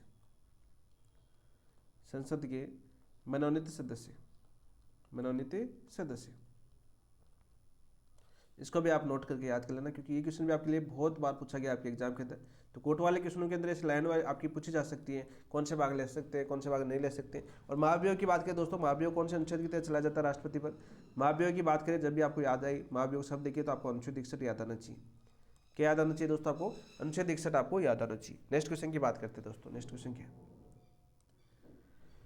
मत मूल्य निर्धारण के संदर्भ में 42वें एवं 84वें संविधान संशोधन के बारे में निम्नलिखित विचार कीजिए। 42 और बात करें आपकी 42वें और 84वें संविधान संशोधन के बारे में निम्नलिखित रूपों में विचार करना है। चलो करते हैं। 42वें संविधान संशोधन 1976 द्वारा 1971 की जनगणना के आधार वर्ष बनाया गया। कब 1971 की जनगणना को आधार वर्ष माना गया। किसको आधार वर्ष माना गया दोस्तों? आपके 1971 को आधार वर्ष माना गया। सही बात है क्या? बिल्कुल सत्य बात है, बिल्कुल सत्य बात है। सीधा सा क्वेश्चन आपका पूछ लिया जाता है और इसी के आधार पर दोस्तों मतमूल्य निकाला जाएगा। 84 संविधान संशोधन 2001 द्वारा इस व्यवस्था को 2026 के बाद की जनगणना तक बढ़ाया गया। 2026 तक की जनगणना के लिए बढ़ाया गया। बिल्कुल राइट, बिल्कुल सत्य बात है दोस्तों। वर्तमान में मतमूल्य निर्धारण के लिए नवीनतम जनगणना के आधार माना जाता है। नहीं दोस्तों, किसको माना जाता है? आपका 1971 की जनगणना को। यहाँ पर दो चीजें आपको याद करनी है। जब 2026 आपका कंप्लीट हो जाएगा, 2026 के बाद सीटें बढ़ाई जाएगी, सीटें बढ़ेगी, तब दोस्तों जनगणना का आधार वर्ष क्या होगा आपका? जनगणना का आधार वर्ष क्या होगा आपका? होगा दोस्तों वर्ष 2001। क्या होगा? वर्ष 2001 के क्वेश्चन में आपके एग्जाम पूछा जा चुका है। किस प्रावधान में था? ये भी आपके 84 संविधान संशोधन के अंदर ये प्रावधान था दोस्तों। वर्तमान राजस्थान का मतमूल्य कितना है दोस्तों? आपके वर्तमान में राजस्थान का मतमूल्य कितना है दोस्तों? वो कितना है दोस्तों आपका? वो है आपका 129। कितना दोस्तों? 129। सीधा से क्वेश्चन बन सकता है यहाँ से। सर्वाधिक किसका है दोस्तों आपका? सर्वाधिक आपका यूपी का है। कितना है दोस्तों? 208 है। और न्यूनतम दोस्तों किसका है आपका? न्यूनतम की बात करें तो वह है दोस्तों आपके सिक्किम का। कितना है दोस्तों आपका? 7। कितना आपका? 7 मतमूल्य। ठीक है, ये चीज़ें याद होनी चाहिए आपको। तो राइट आंसर क्या हो जाएगा दोस्तों? पहला दूसरा सही, तो ऑप्शन नंबर 2 आपका राइट आंसर क्या हो जाएगा आपका? ऑप्शन नंबर 2 आपका राइट आंसर है। और दोस्तों राजस्थान का सेम यानी समान किसका है दोस्तों? समान है दोस्तों छत्तीसगढ़ का। ये क्वेश्चन भी आपके एग्जाम में पूछा जा चुका है। मतमूल्य की बात करें 129 कौन से स्टेट का राजस्थान के समान है? तो वह है दोस्तों आपके छत्तीसगढ़ का। ये एग्जाम में आ चुका है। नेक्स्ट क्वेश्चन की बात करते हैं दोस्तों। नेक्स्ट क्वेश्चन क्या अपना देखिए, निम्न में से कौन सा युग्म असंगत है? निम्न में से कौन सा युग्म असंगत है? उत्तर प्रदेश का 208 सर्वाधिक है दोस्तों। सर्वाधिक मतमूल्य किस स्टेट का वर्तमान में? उत्तर प्रदेश का। राजस्थान का 129 है। सिक्किम का 7 है। छत्तीसगढ़ का कितना दोस्तों आपके? राजस्थान के समान। राजस्थान के समान। तो चीजें हम फट चुकी है, क्वेश्चन आपका पूछा जा चुका है। तो ऑप्शन नंबर 4 आपका राइट आंसर हो जाएगा। नेक्स्ट क्वेश्चन की बात करते हैं दोस्तों। नेक्स्ट क्वेश्चन क्या अपना, एक सांसद के मतमूल्य के निर्धारण का सही आधार क्या है? एक सांसद के मतमूल्य का निर्धारण का सही आधार क्या है दोस्तों आपका? राज्य कुल जनसंख्या? नहीं दोस्तों, राज्य कुल जनसंख्या नहीं आपकी। संसद के कुल सदस्यों की? नहीं दोस्तों। सभी राज्यों की विधानसभा कुल मतमूल्य का योग भाग संसद के निर्धारित निर्वाचित सदस्यों की संख्या। तो ऑप्शन नंबर 3 आपका राइट आंसर हो जाएगा। क्या जाएगा दोस्तों आपका? ऑप्शन नंबर 3 आपका राइट आंसर हो जाएगा। निर्वाचित सदस्य कितने आपके? टोटल 776 दोस्तों। कितने आपके? 776। यहाँ पर नोट लगा के ये चीज याद कर लेना। क्या याद करनी है दोस्तों? नोट लगा के, राष्ट्रपति चुनाव 2022 के अनुसार एक सांसद का मतमूल्य, राष्ट्रपति चुनाव 2022 के अनुसार एक सांसद का मतमूल्य, एक सांसद का मतमूल्य कितना था दोस्तों आपके? 700 था। कितना था आपका? 700। इंपोर्टेंट क्वेश्चन है। तो ऑप्शन नंबर 3 आपका राइट आंसर हो जाएगा। नेक्स्ट क्वेश्चन की बात करते हैं। राष्ट्रपति चुनाव 2022 के संदर्भ में निम्न कथनों पर कौन सा सही है? लोकसभा और राज्यसभा के सदस्यों का मतमूल्य भिन्न होता है? नहीं दोस्तों, समान होता है। क्वेश्चन आ गया देखो, समान। एक सांसद का मतमूल्य दोस्तों 776 है। नहीं दोस्तों, 700। एक सांसद का मतमूल्य कितना आपका? 700। तो ऑप्शन नंबर 3 आपका राइट आंसर हो जाएगा। क्या जाएगा आपका? ऑप्शन नंबर 3 आपका राइट आंसर हो जाएगा। नेक्स्ट क्वेश्चन, निम्न में से कौन सा युग्म असंगत है? निम्न से कौन सा युग्म असंगत है? एकरूपता का सिद्धांत, दवाई विधायकों का मतमूल्य। समतुल्यता का सिद्धांत, सांसदों का मतमूल्य। अनुच्छेद 55 की बात करें, मतमूल्य निर्धारण यानी बात करें आपके निर्वाचन मंडल। तो अनुच्छेद 55 के अंदर क्या है दोस्तों आपके? राष्ट्रपति का की निर्वाचन प्रणाली।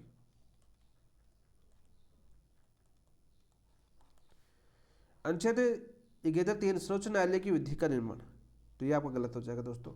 ऑप्शन नंबर 4 आपका राइट आंसर हो जाएगा। तो यहाँ पे याद करना दोस्तों, विधि निर्माण का कार्य कौन करती है आपकी?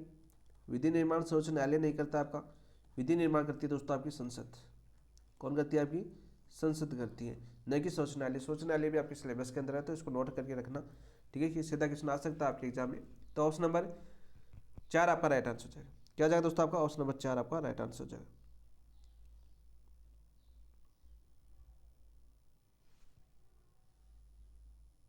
यहाँ पर क्या याद करना दोस्तों, विधि निर्माण संसद को यानी नीति क्या गया कार्य। तो सबसे पहले आपका एक अधिनियम आया था, कब आया था दोस्तों अधिनियम? राष्ट्रपति उपराष्ट्रपति निर्वाचन अधिनियम 1952।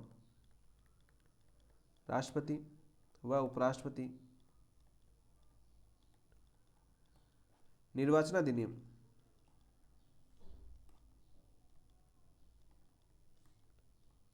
कब आया था दोस्तों? 1952 के अंदर आया था। कब आया था? 1952 के अंदर आया था, ठीक है। इसके अंदर दोस्तों आपके जो विधि बात करें, विधि निर्माण कार्य किसको दिया गया था? आपके संसद को दिया गया था। अब तक संशोधन की बात करें दोस्तों, इसके अंदर संशोधन कितनी बार हो चुका है, ये क्वेश्चन भी आपका पूछा जा चुका है दोस्तों। अब तक 3 बार संशोधन हो चुका है, 3 बार हो चुका है। कब कब हम बात करें तो 1976 में हो चुका है, 1977 में हो चुका है, और दोस्तों 1997 के अंदर इसमें संशोधन हो चुका है। ये क्वेश्चन भी आपके एग्जाम में आ चुका है। तो ऑप्शन नंबर 4 आपका राइट आंसर हो जाएगा। नेक्स्ट क्वेश्चन, इनमें से कौन सा युग्म असंगत है? इनमें से कौन सा युग्म आपका असंगत है, बताओ भाई। 1952 का अधिनियम दोस्तों निर्वाचन प्रक्रिया से संबंधित था, बिल्कुल। 1952 का अधिनियम किसका संबंधित था? आपका निर्वाचन प्रक्रिया से संबंधित था, बिल्कुल सत्य बात है। 1974 में संशोधन करके 10:10 प्रस्ताव और अनुबंधक जोड़े गए, ठीक है। 74 में राष्ट्रपति का जो चुनाव है उसके अंदर दोस्तों आपके 10:10 का प्रस्ताव अनुबंधक जोड़े गए थे। कौन संशोधन में? 1974 के अंदर। सही बात है कि दोस्तों? बिल्कुल सही बात है। फिर दोस्तों आप बात करें 1997 में संशोधन करने के बाद 50:50 प्रस्ताव को अनुबंधक जोड़े गए, बिल्कुल राइट। 1974 नियम की बात करें, अधिसूचना जारी करने का अधिकार सर्वोच्च न्यायालय को है, नहीं दोस्तों। ऑप्शन नंबर 4 आपका राइट आंसर है। यहाँ पर याद करना दोस्तों, 1952 का जब अधिनियम आया था प्रक्रिया निर्वाचन प्रक्रिया, इसके अंदर प्रस्ताव और अनुबंधक कितने जोड़े गए थे? 1:1 था। कब? 1952 के अंदर। फिर 1974 में 10:10 किया गया, 1997 में 50:50 किया गया। ये क्वेश्चन ऐसे पूछा जा सकता है, कालानुक्रम क्वेश्चन भी पूछा जा सकता है। यहाँ से कौन सा क्वेश्चन पूछा जा सकता है दोस्तों? आपके कालानुक्रम क्वेश्चन भी यहाँ पर बन सकता है। तो इन चीज़ों को याद करना point two point. Next question की बात करते हैं दोस्तों, राष्ट्रपति पद हेतु जमानत राशि के संबंध में सही कथन का चयन कीजिए। 1974 से पूर्व कोई जमानत राशि नहीं थी। 1974 से पूर्व कोई जमानत राशि नहीं थी, बिल्कुल सत्य बात है।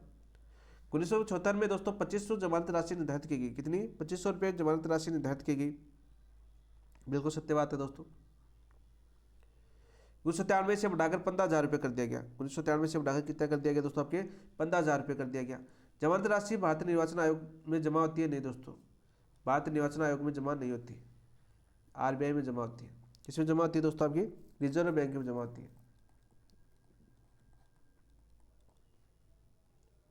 बैंक में जमा होती है। तो ये गलत हो जाएगा आपका। तो 1 2 3 चाहिए, तो ऑप्शन नंबर 1 आपका राइट आंसर हो जाएगा। क्या जाएगा दोस्तों? आपका ऑप्शन नंबर 1 आपका राइट आंसर हो जाएगा। नेक्स्ट क्वेश्चन की बात करते हैं दोस्तों। नेक्स्ट क्वेश्चन क्या है? राष्ट्रपति की निर्वाचन प्रणाली के संबंध में निम्न कथनों विचार कीजिए। चलो विचार करते हैं। राष्ट्रपति का निर्वाचन आनुपातिक प्रतिनिधित्व की एकल संक्रमणीय मत प्रणाली STV से होता है, बिल्कुल राइट, बिल्कुल सत्य बात है। यह निर्वाचन खुला मतदान द्वारा होता नहीं दोस्तों, आपके बंद मतदान, गुप्त मतदान, बंद या गुप्त मतदान द्वारा होता है। निर्वाचन का अधीक्षण, निर्देशन एवं नियंत्रण अनुच्छेद 324 के अंतर्गत निर्वाचन आयोग में निहित है, तो बिल्कुल राइट। तो दोस्तों पहला और तीसरा सही हो जाएगा, तो आपका राइट आंसर हो जाएगा ऑप्शन नंबर 1। तो राइट आंसर क्या हो गया आपका? 1 और 3। वही बात करें राष्ट्रपति निर्वाचन प्रणाली। राष्ट्रपति निर्वाचन प्रणाली का किस अनुच्छेद में उल्लेख है? तो अनुच्छेद 55 के अंदर। किसमें उल्लेख है दोस्तों? आपके अनुच्छेद 55 के अंदर उल्लेख है। नेक्स्ट क्वेश्चन की बात करते हैं। अनुच्छेद 71(2) का आशय है। अनुच्छेद 71(2) का आशय क्या है दोस्तों? बताओ भाई। राष्ट्रपति का निर्वाचन शून्य घोषित होने पर उसके सभी कार्य स्वतः अवैध हो जाएंगे, नहीं दोस्तों। निर्वाचन शून्य घोषित होने पर भी उसके द्वारा पूर्व में किए कार्य वैध माने जाएंगे, बिल्कुल राइट। तो ऑप्शन नंबर 2 आपका राइट आंसर हो जाएगा। नेक्स्ट क्वेश्चन देखते हैं दोस्तों। नेक्स्ट क्वेश्चन क्या अपना? 39वें संविधान संशोधन अधिनियम 1975 द्वारा अनुच्छेद 71(4) में जोड़ा गया प्रावधान किससे संबंधित है? राष्ट्रपति के महाभियोग से, निर्वाचन आयोग की शक्तियों से, निर्वाचक मंडल में रिक्तियों के आधार पर निर्वाचन को चुनौती न दिए जाने से, राष्ट्रपति की समाधान शक्ति से। तो राइट आंसर क्या जाएगा दोस्तों? आपका निर्वाचन मंडल में रिक्तियों के आधार पर निर्वाचन को चुनौती न दिए जाने का प्रावधान किया गया था। कौन? किसके अंदर? अनुच्छेद 71(4) के अंदर। कब? 39 संविधान संशोधन 1975 के, तो ऑप्शन नंबर 3 आपका राइट आंसर हो जाएगा। राष्ट्रपति समाधान की शक्ति संबंध किसी आपके अनुच्छेद 72 के अंदर है, किसी आपके अनुच्छेद 72 के अंदर, ऑप्शन नंबर 3 आपका राइट आंसर हो जाएगा। नेक्स्ट क्वेश्चन की बात करते हैं दोस्तों। नेक्स्ट क्वेश्चन क्या है, देखिए, राष्ट्रपति पद हेतु चुनाव लड़ने वाली महिला प्रत्याशियों के संबंध में निम्न खतरों पर विचार कीजिए। राष्ट्रपति पद हेतु चुनाव लड़ने वाली प्रथम महिला दोस्तों श्रीमती कृष्णा कुमार चटर्जी थी। कौन थी आपकी? श्रीमती कृष्णा कुमार चटर्जी थी। बिल्कुल राइट, बिल्कुल सत्य बात है। श्रीमती प्रतिभा पाटिल राष्ट्रपति निर्वाचित होने वाली प्रथम महिला थी। बिल्कुल राइट। द्रौपदी मुर्मू राष्ट्रपति निर्वाचित होने वाली द्वितीय महिला है। बिल्कुल राइट। तो पहला, दूसरा, तीसरा सभी सत्य है, तो ऑप्शन नंबर 4 आपका राइट आंसर हो जाएगा। क्या हो जाएगा? Option number 4। कृष्णा कुमार चटर्जी ने कब लड़ा था दोस्तों चुनाव? 1952 में। कब लड़ा था? 1952 में चुनाव लड़ा था। यहाँ पर क्या याद करना है दोस्तों, अब तक कितनी महिलाओं ने चुनाव लड़ चुकी है? अब तक की बात करें, अब तक 7 महिलाएं राष्ट्रपति चुनाव लड़े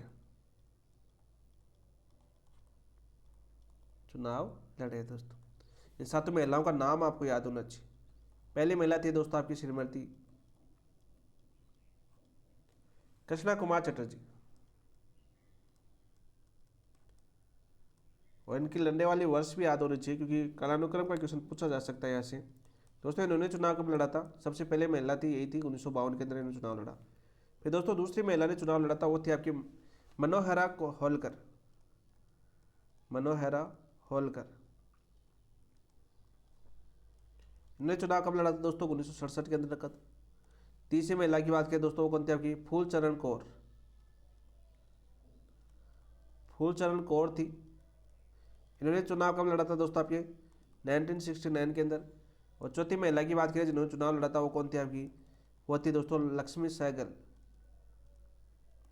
लक्ष्मी सहगल। इन्होंने चुनाव कब लड़ा था दोस्तों? 2002 के अंदर। फिर दोस्तों बात करें आपकी 5 नंबर महिला थी आपकी श्रीमती प्रतिभा पाटिल। प्रतिभा पाटिल जो आपकी प्रथम निर्वाचित राष्ट्रपति बनी थी। कौन? प्रतिभा पाटिल। राजस्थान के राज्यपाल पद को छोड़कर बनी थी। ये क्वेश्चन बहुत बार आपके एग्जाम पूछा जा चुका है 2007 के अंदर। और छठी महिला जिन्होंने चुनाव लड़ा वो कौन सी थी आपकी? वो थी दोस्तों मीरा कुमार। मीरा कुमार आप जानते हो कौन से नेता की पुत्री थी भाई? 2017 के अंदर लड़ा। और फिर दोस्तों 7वीं महिला चुनाव थी, वो लड़ा था आपके द्रौपदी मुर्मू ने, जो वर्तमान राष्ट्रपति है दोस्तों 2022 के अंदर।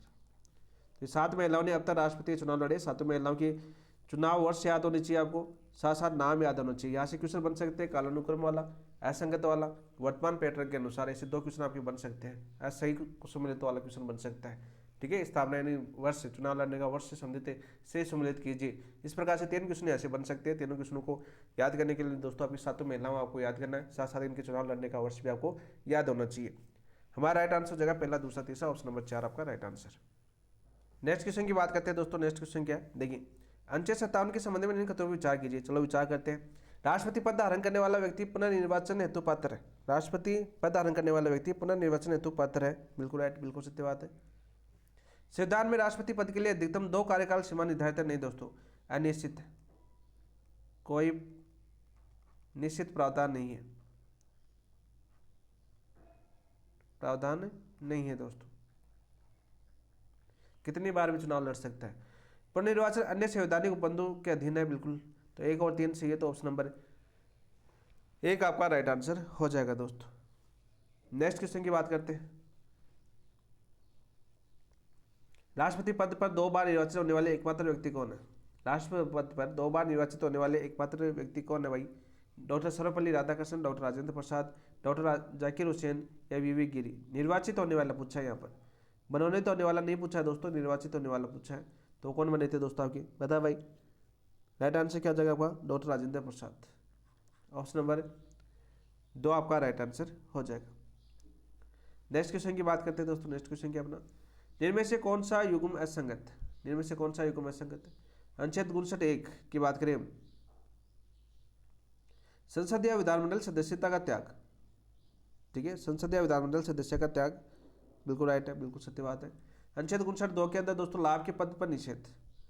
लाभ के पद पर निषेध यानी कोई लाभ का पद धारण नहीं करेगा, शर्तें हैं। सबसे पहले तो आपको अनुच्छेद 59 सीधा पूछे तो राष्ट्रपति के निर्वाचन संबंधित शर्तें हैं, यानी कि आप बात करें निरर्थाई। अनुच्छेद 59(4) में वेतन में कमी संभव, ठीक है, कमी नहीं की जा सकती, नहीं की जा सकती।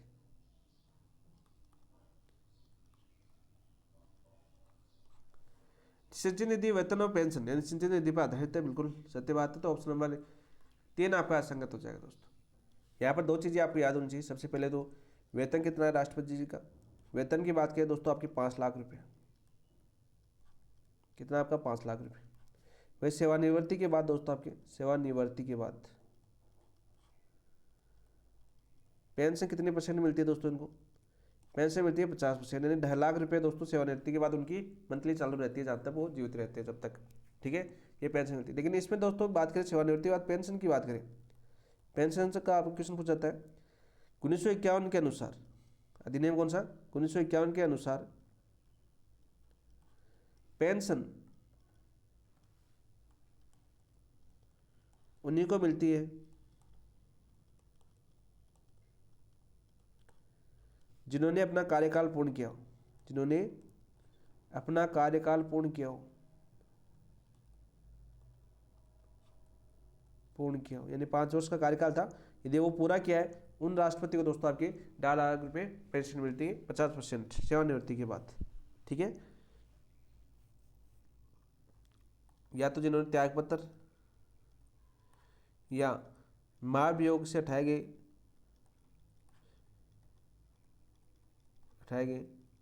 राष्ट्रपति को पेंशन नहीं मिलती है। एक लाइन एक कथन के अंदर आ सकती है दोस्तों, किन व्यक्ति को पेंशन नहीं मिलती है। आप बोलोगे मिलती होगी पेंशन, तो दोस्तों इन चीज़ों को याद कर लेना नोट लगा के। चौथा ऑप्शन था आपका दोस्तों वेतन और भत्ते और पेंशन किस पर आधारित होती है, आपकी भारत की संचित निधि पर आधारित होती है। तो ऑप्शन नंबर 3 आपका असंगत हो जाए, क्योंकि पदावधि के दौरान दोस्तों जो वेतन है उसमें कमी नहीं की जा सकती, पदावधि के दौरान वेतन में कमी नहीं की जा सकती। नेक्स्ट क्वेश्चन की बात करते हैं। राष्ट्रपति का वेतन संसद के मत द्वारा वार्षिक स्वीकृति पर निर्भर करता है। राष्ट्रपति का मत की बात करें, राष्ट्रपति का वेतन संसद के मत द्वारा वार्षिक स्वीकृति पर निर्भर करता है, सही बात है क्या नहीं दोस्तों, ये आपका गलत हो जाएगा। राष्ट्रपति का वेतन भारत की संचित निधि पर पारित होता है, तो बिल्कुल राइट। तो दोस्तों ये गलत है, आर सही, तो ऑप्शन नंबर 3 आपका राइट आंसर हो जाएगा। क्या जगह, ऑप्शन नंबर 3 आपका राइट आंसर। नेक्स्ट क्वेश्चन की बात करते हैं। अनुच्छेद 60 के संबंध में निम्न कथनों पर विचार कीजिए। अनुच्छेद 60 के संबंध में निम्न कथनों पर विचार करना, चलो विचार करते हैं। राष्ट्रपति पद ग्रहण करने से पूर्व शपथ लेता है, राष्ट्रपति पद ग्रहण करने से पूर्व शपथ लेता है, बिल्कुल राइट। शपथ भारत के मुख्य न्यायाधीश के समक्ष दिलाई जाती है, किसके, भारत के मुख्य न्यायाधीश के समक्ष शपथ दिलाई जाती है। मुख्य न्यायाधीश की अनुपस्थिति में वरिष्ठ न्यायाधीश शपथ दिलाता है, बिल्कुल राइट। तीनों सत्य है, तो ऑप्शन नंबर 1, 2, 3 आपका राइट आंसर हो जाएगा, ठीक है। शपथ की बात करें दोस्तों आपकी, एक क्वेश्चन आपका पूछा जाता है बार बार, अनुसूची 30 अनुसूची में दोस्तों शपथ का उल्लेख नहीं है, 30वीं अनुसूची में शपथ का उल्लेख नहीं है, शपथ का उल्लेख नहीं है, राष्ट्रपति की शपथ का उल्लेख नहीं है दोस्तों। कौन से के तहत लेते हैं दोस्तों, अनुच्छेद 60 के तहत लेते हैं, सीधा पूछ जाता है। शपथ की बात करें दोस्तों, किसकी शपथ लेते हैं आपकी, शपथ किसकी लेते हैं भाई, राष्ट्रपति संविधान, राष्ट्रपति संविधान तथा विधि के संरक्षण, विधि के संरक्षण या विधि के परिरक्षण, परिरक्षण, संरक्षण तथा प्रतिरक्षण की, तथा प्रतिरक्षण की तथा जनता की सेवा व कल्याण की शपथ ग्रहण करता है, जनता की सेवा व कल्याण की शपथ ग्रहण करता है, शपथ ग्रहण करता है। कौन करता है दोस्तों, आपका राष्ट्रपति। नेक्स्ट क्वेश्चन की बात करते हैं दोस्तों। नेक्स्ट क्वेश्चन क्या अपना देखिए, अनुच्छेद 361 के संदर्भ में निम्न कथनों पर विचार कीजिए। निम्न कथनों पर विचार करना, चलो करते हैं। राष्ट्रपति अपने पद के कर्तव्यों के लिए किसी न्यायालय में उत्तरदायी नहीं होता है, बिल्कुल राइट। राष्ट्रपति पर लगे आरोपों की जांच संसद द्वारा की जा सकती है, बिल्कुल की जा सकती है। राष्ट्रपति को महाभियोग के दौरान अपना पक्ष रखने का अधिकार प्राप्त है, बिल्कुल है। तो पहला, दूसरा, तीसरा सभी सही है, तो ऑप्शन नंबर 4 आपका राइट आंसर हो जाएगा। क्या जगह दोस्तों, ऑप्शन नंबर 4 आपका राइट आंसर हो जाएगा। नेक्स्ट क्वेश्चन, राष्ट्रपति पर महाभियोग का प्रस्ताव कुल सदस्यों की संख्या के 2/3 बहुमत से पारित होना आवश्यक है। कुल सदस्य संख्या के 2/3 बहुमत से पारित होना आवश्यक है। ये लाइन आपके लिए इंपॉर्टेंट है, पूछी भी जा चुकी है। कितने सदस्यों का बहुमत है, तो ये क्वेश्चन आपका आ चुका है। 2/3 सदस्यों का बहुमत है आवश्यक है दोस्तों। राष्ट्रपति को हटाने का अधिकार केवल संविधान का अतिक्रमण है, बिल्कुल राइट। यानी संविधान का कदाचार करे तो यही आपका केवल संविधान का अतिक्रमण है, बिल्कुल राइट। तो ए और आर दोनों सही है, परंतु आर की सही व्याख्या नहीं है, तो ऑप्शन नंबर 2 आपका राइट आंसर है। नेक्स्ट क्वेश्चन की बात करते हैं दोस्तों। नेक्स्ट क्वेश्चन क्या, निम्न से कौन सा असंगत है, निम्न से कौन सा असंगत है। अनुच्छेद 62 एक कार्यकाल पूर्व निर्वाचन, बिल्कुल। अनुच्छेद 62 2 6 माह में निर्वाचन होना आवश्यक है। अनुच्छेद 65 में उपराष्ट्रपति द्वारा कार्य का निर्वहन, संविधान में राष्ट्रपति उपराष्ट्रपति दोनों पद रिक्त होने पर कार्यवाहक का स्पष्ट उल्लेख नहीं दोस्तों, कार्यवाहक का स्पष्ट उल्लेख नहीं है, तो ऑप्शन नंबर 4 आपका असत्य हो जाएगा। क्या हो जाएगा दोस्तों आपका, ऑप्शन नंबर 4 आपका असत्य कथन हो जाएगा। नेक्स्ट क्वेश्चन क्या है आपका दोस्तों, नेक्स्ट क्वेश्चन की बात करते हैं। अनुच्छेद 70 के संबंध में निम्न कथनों पर विचार कीजिए। अनुच्छेद 70 के संबंध में निम्न कथनों पर विचार करना है। अन्य आकस्मिक परिस्थितियों में राष्ट्रपति कर्तव्यों के निर्वहन हेतु उपबंध करने की शक्ति किसके पास है, संसद के पास है। किसके पास है दोस्तों, आपके संसद के पास है, बिल्कुल सत्य बात है दोस्तों। इस संबंध में संसद ने राष्ट्रपति यानी कर्तव्य निर्वहन अधिनियम 1969 पारित किया, बिल्कुल राइट। यही शक्ति सर्वोच्च न्यायालय को प्रदान की गई नहीं दोस्तों, सर्वोच्च न्यायालय को प्रदान नहीं की गई, तो 1 और 2 आपका सत्य हो जाएगा, तो ऑप्शन नंबर 1 आपका राइट आंसर हो जाएगा दोस्तों। नेक्स्ट क्वेश्चन की बात करते हैं। निम्न में से कौन सा युग्म असंगत है। अनुच्छेद 61 361 अनुच्छेद 361 न्यायालय के प्रति उत्तरदायित्व से उन्मुक्ति, बिल्कुल सत्य बात है। अनुच्छेद 361 में दंडित कार्रवाई से उन्मुक्ति, बिल्कुल राइट। अनुच्छेद 361 में गिरफ्तारी से संरक्षण, बिल्कुल राइट। अनुच्छेद 361 महाभियोग से उन्मुक्ति नहीं दोस्तों, ये आपका गलत हो जाएगा, ये आपका गलत हो जाएगा, ठीक है। अनुच्छेद 361 के अंदर क्या है दोस्तों आपका, राष्ट्रपति के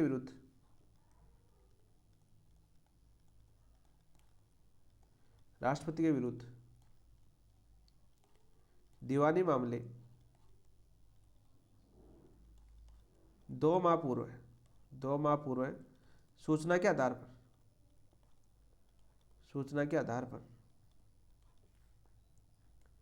पर ही लाए जा सकते हैं, अन्यथा नहीं, तो ऑप्शन नंबर 4 आपका राइट आंसर हो जाएगा। नेक्स्ट क्वेश्चन की बात करते हैं दोस्तों। नेक्स्ट क्वेश्चन क्या है, 42वें और 44वें संविधान संशोधनों के संदर्भ में सही कथनों का चयन कीजिए। 42वें और 44वें संविधान संशोधनों के संदर्भ में सही कथनों का चयन कीजिए। 42वें संशोधन 1970 ने राष्ट्रपति को मंत्रिपरिषद की सलाह के अनुसार कार्य करने हेतु बाध्य किया, बिल्कुल राइट, बिल्कुल सत्य बात है। 42वें संविधान संशोधन इंदिरा गांधी के समय राष्ट्रपति को मंत्रिपरिषद की सलाह के अनुसार कार्य करने हेतु बाध्य किया। 44वें संविधान संशोधन 1978 में राष्ट्रपति को मंत्रिपरिषद सलाह एक बार पुनर्विचार हेतु लौटाने का अधिकार दिया, बिल्कुल राइट, मोरारजी देसाई ने दिया था, बिल्कुल सत्य बात है। पुनर्विचार के बाद राष्ट्रपति उस सलाह को मानने के लिए बाध्य नहीं है दोस्तों, बाध्य है, तो 1 और 2 ही सही है, तो आपका राइट आंसर हो जाएगा ऑप्शन नंबर 1। बहुत ही अच्छा क्वेश्चन है और बार बार पूछा हो जाता है आपके एग्जाम के अंदर। नेक्स्ट क्वेश्चन की बात करते हैं दोस्तों। नेक्स्ट क्वेश्चन क्या है देखिए, कथन है देखा आपका, राष्ट्रपति संघ सरकार के प्रशासनिक मामलों से सूचना प्राप्त करने का अधिकार रखता है। राष्ट्रपति संघ सरकार के प्रशासनिक मामलों में सूचना प्राप्त करने का अधिकार रखता है, सही बात है क्या दोस्तों, बिल्कुल सही बात है, बिल्कुल सत्य बात है। अनुच्छेद 78 प्रधानमंत्री पर यह कर्तव्य डालता है कि वह राष्ट्रपति को ऐसी सूचना दे, बिल्कुल राइट, कारण भी सही है, तो दोस्तों आपकी ए और आर दोनों सही है तथा आर की सही व्याख्या करता है, तो ऑप्शन नंबर 1 आपका राइट आंसर हो जाएगा। नेक्स्ट क्वेश्चन की बात करते हैं दोस्तों। दिल्ली जैसे संघ राज्य क्षेत्र में मुख्यमंत्री एवं मंत्रिपरिषद की व्यवस्था किस अनुच्छेद में है। अनुच्छेद 239, अनुच्छेद 240, अनुच्छेद 239 डबल ए, अनुच्छेद 243, तो राइट आंसर क्या हो जाएगा दोस्तों, अनुच्छेद 239 डबल ए के अंदर दोस्तों इसका प्रावधान है। नेक्स्ट क्वेश्चन की बात करते हैं।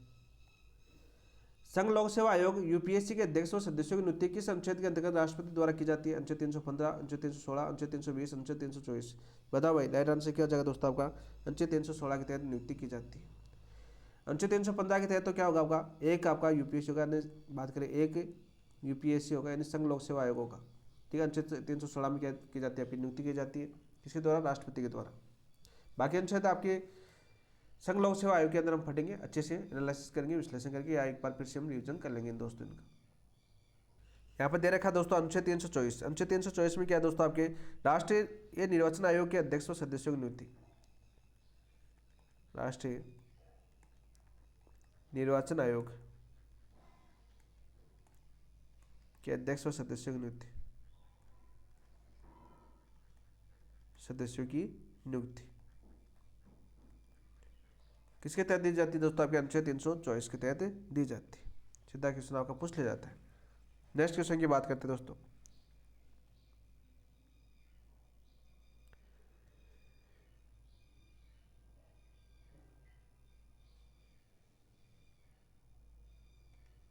निम्नलिखित में से किसी संसद के समावेदन पर राष्ट्रपति द्वारा पद से हटाया जा सकता है? निम्नलिखित में से किसी संसद के समावेदन पर राष्ट्रपति द्वारा हटाया जा सकता है? उच्चतम न्यायालय के न्यायाधीश, उच्चतम न्यायालय के न्यायाधीश किस अनुच्छेद के तहत नियुक्ति करता है? आपका अनुच्छेद 217 नियुक्ति राष्ट्रपति करता है दोस्तों, तो उठाया जा सकता है। नियंत्रण एवं आलेखा प्रेषक CAG दोस्तों नियुक्ति किसमें होती है? आपकी अनुच्छेद 148 के तहत नियुक्ति कौन करता है? आपका राष्ट्रपति करता है। उच्चतम न्यायालय के न्यायाधीश, उच्च न्यायालय के न्यायाधीश, ये आपके उच्च न्यायालय के न्यायाधीश है दोस्तों। अच्छा मैंने उल्टा लिख दिया, 124 करना दोस्तों इसको। उच्चतम न्यायालय को न्यायाधीश की नियुक्ति 124 के तहत करता है क्योंकि अपने सिलेबस के अंदर है। और उच्च न्यायालय के न्यायाधीश की नियुक्ति करता है राष्ट्रपति, किस अनुच्छेद के तहत? वो करता है आपका अनुच्छेद 217 के तहत। मुख्य निर्वाचन आयुक्त, तो मुख्य निर्वाचन आयुक्त की नियुक्ति किससे करता है? आपका अनुच्छेद 324। इन सबको हटा सकता है दोस्तों, कौन है? राष्ट्रपति। 1 2 3 4 आपका राइट आंसर हो जाएगा, तो ऑप्शन नंबर 4 आपका राइट आंसर। नेक्स्ट क्वेश्चन की बात करते हैं दोस्तों। नेक्स्ट क्वेश्चन क्या देखो, निम्नलिखित अनुच्छेदों का सही सम्मिलित कीजिए एवं कोड का सही चुनिए। सूची एवं प्रावधान दे रखे, सूची सेकंड में अनुच्छेद दे रखा है। अंतर्राज्यीय परिषद का गठन दोस्तों अनुच्छेद 263 के तहत करता है। इसके तहत है अनुच्छेद 263 के तहत राज्य परिषद का गठन होता है। वित्त आयोग का गठन दोस्तों अनुच्छेद 280 के तहत करता है। राज्य भाषा आयोग का गठन दोस्तों अनुच्छेद 344 के तहत करता है। 17 आसन और विधानसभा गठन दोस्तों आपके अनुच्छेद 85 के तहत करता है। इसमें आपका अनुच्छेद 85 यहाँ पर कर लेना। 1 2 3 4 आपका राइट आंसर हो जाएगा, ऑप्शन नंबर 1 आपका राइट आंसर। ठीक है, ये पढ़ चुके दोस्तों। नेक्स्ट क्वेश्चन की बात करते हैं। अनुच्छेद 86 के संबंध में निम्नलिखित में से कौन सा कथन सही नहीं है? अनुच्छेद 86 संबंध में निम्नलिखित में से कौन सा कथन सही है? राष्ट्रपति संसद के किसी सदन को अभिभाषण दे सकता है, बिल्कुल राइट। राष्ट्रपति दोनों सदनों की संयुक्त बैठक में अभिभाषण दे सकता है, बिल्कुल राइट। राष्ट्रपति संसद के लंबित विधेयक पर संदेश भेज सकता है, बिल्कुल राइट, अनुच्छेद 86 के तहत। राष्ट्रपति अभिभाषण देना उसका संवैधानिक कर्तव्य या अधिकार नहीं, ये गलत हो जाएगा। ये क्या हो जाएगा दोस्तों? आपका गलत हो जाएगा, तो ऑप्शन नंबर 4 आपका असंगत हो जाएगा। क्या हो जाएगा दोस्तों? आपका ऑप्शन नंबर 4 आपका असंगत हो जाएगा। नेक्स्ट क्वेश्चन की बात करते हैं। संयुक्त बैठक कब बुलाई जाती है? बताओ भाई। तो सबसे पहले तो आपको ये पता होना चाहिए कि संयुक्त बैठक किस अनुच्छेद के तहत बुलाई जाती है? अनुच्छेद 108 में उल्लेख। किसमें आ गया? अनुच्छेद 108 में इसका उल्लेख। संविधान संशोधन विधेयक पर नहीं, धन विधेयक पर नहीं, साधारण विधेयक पर दोस्तों गतिरोध होने पर संयुक्त बैठक बुलाई जाती है, तो ऑप्शन नंबर 3 आपका राइट आंसर हो जाएगा। क्या हो जाएगा? ऑप्शन नंबर 3 आपका राइट आंसर हो जाएगा। संयुक्त बैठक की अध्यक्षता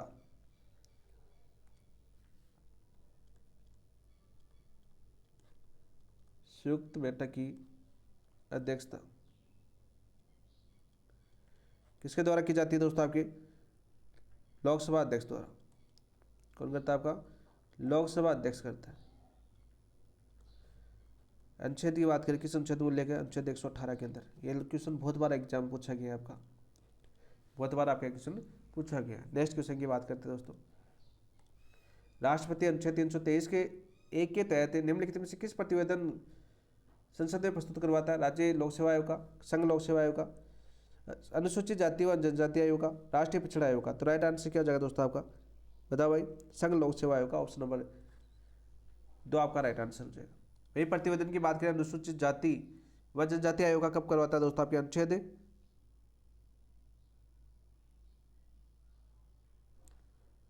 अनुसूचित जाति की बात करें दोस्तों, तो अनुसूचित जाति आपके अनुच्छेद 338 6 के तहत। और जनजाति आयोग की बात करें तो आपके अनुच्छेद 338 के 6। नेक्स्ट क्वेश्चन की बात करते हैं दोस्तों। नेक्स्ट क्वेश्चन क्या अपना देखिए। अनुच्छेद 331 के अंतर्गत राष्ट्रपति को लोकसभा में किस समुदाय के सदस्यों को मनोनीत करने की शक्ति थी?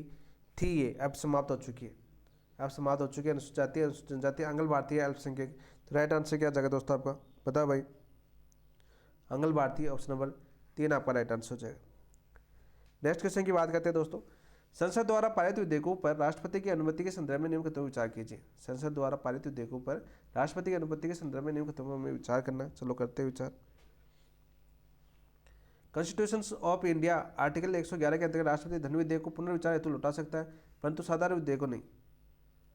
धन विधेयक को लौटा सकता है परंतु साधारण विधेयक को नहीं। सही है क्या? नहीं दोस्तों, ये गलत हो जाएगा। सबको लौटा सकता है। साधारण विधेयक को पुनर्विचार के पश्चात पुनः पारित कर दिया जाए तो राष्ट्रपति उसकी अनुमति देने के लिए बाध्य है। बिल्कुल राइट, बिल्कुल सत्य बात है। कॉन्स्टिट्यूशन ऑफ इंडिया आर्टिकल 368 के 24वें संविधान संशोधन 1971 के पश्चात संविधान संशोधन विधेयक पर राष्ट्रपति की अनुमति लेने के लिए बाध्य है। बिल्कुल सत्य बात है। राष्ट्रपति किसी विधेयक पर फकीर वेटो का प्रयोग कर सकता है परंतु संविधान संशोधन पर विधेयक पर नहीं। दोस्तों संविधान संशोधन विधेयक पर भी कर सकता है। ये गलत हो जाएगा आपका। 2 और 3 से ये तो ऑप्शन नंबर 1 आपका राइट आंसर क्या जाएगा दोस्तों? आपका ऑप्शन नंबर 1 आपका राइट आंसर हो जाएगा। नेक्स्ट क्वेश्चन की बात करते हैं दोस्तों। नेक्स्ट क्वेश्चन क्या है? आत्यंतिक वेटो के प्रयोग के संबंध में निम्नलिखित में से असत्य कथन का पहचान कीजिए। असत्य कथन का में पहचान करना। इसका प्रयोग सामान्यतः गैर सरकारी सदस्यों द्वारा प्रस्तुत विधेयकों पर किया जा सकता है। बिल्कुल राइट। यह विधेयक पूर्णतः समाप्त हो जाता है। यह विधेयक आपका पूर्णतः समाप्त हो जाता है। बिल्कुल राइट। इसका प्रयोग राष्ट्रपति अपने विवेक से मंत्रिपरिषद की सलाह के बिना कर सकता है? नहीं कर सकता। मंत्रिपरिषद की सलाह के बिना नहीं कर सकता। तो ऑप्शन नंबर 3 आपका सत्य हो जाएगा। 1954 में पेप्सू विनियोग विधेयक पर इसका प्रयोग किया गया था। कौन से पर? पेप्सू विनियोग विधेयक पर इसका प्रयोग किया गया था। बिल्कुल सत्य बात है। तो ऑप्शन नंबर 3 आपका राइट आंसर। निम्नलिखित युग्मों में से कौन सा सही सम्मिलित नहीं है? कौन सा सही सम्मिलित नहीं है? बताओ भाई, बताओ भाई कौन सा नहीं है? कॉन्स्टिट्यूशन ऑफ इंडिया आर्टिकल 255 में राष्ट्रपति से पूर्व मंजूरी। कॉन्स्टिट्यूशन ऑफ इंडिया आर्टिकल 18 से राष्ट्रपति की सहमति। कॉन्स्टिट्यूशन ऑफ इंडिया आर्टिकल 113 के अंदर राष्ट्रपति से सिफारिश। कॉन्स्टिट्यूशन ऑफ इंडिया आर्टिकल 304 में राष्ट्रपति की स्वीकृति नहीं। दोस्तों ये गलत हो जाएगा। तो हमें असत्य कथन सम्मिलित नहीं है। ये तो पूछा शब्दावली के अंदर। तो दोस्तों आपकी राष्ट्रपति की स्वीकृति अनुच्छेद 304 के अंदर नहीं है। तो ऑप्शन नंबर 4 आपका राइट आंसर हो जाएगा। ऑप्शन नंबर 4 क्या जाएगा दोस्तों? आपका ऑप्शन नंबर 4 आपका राइट आंसर। 304 के अंदर क्या है दोस्तों आपके? भाई राज्य विधानमंडल में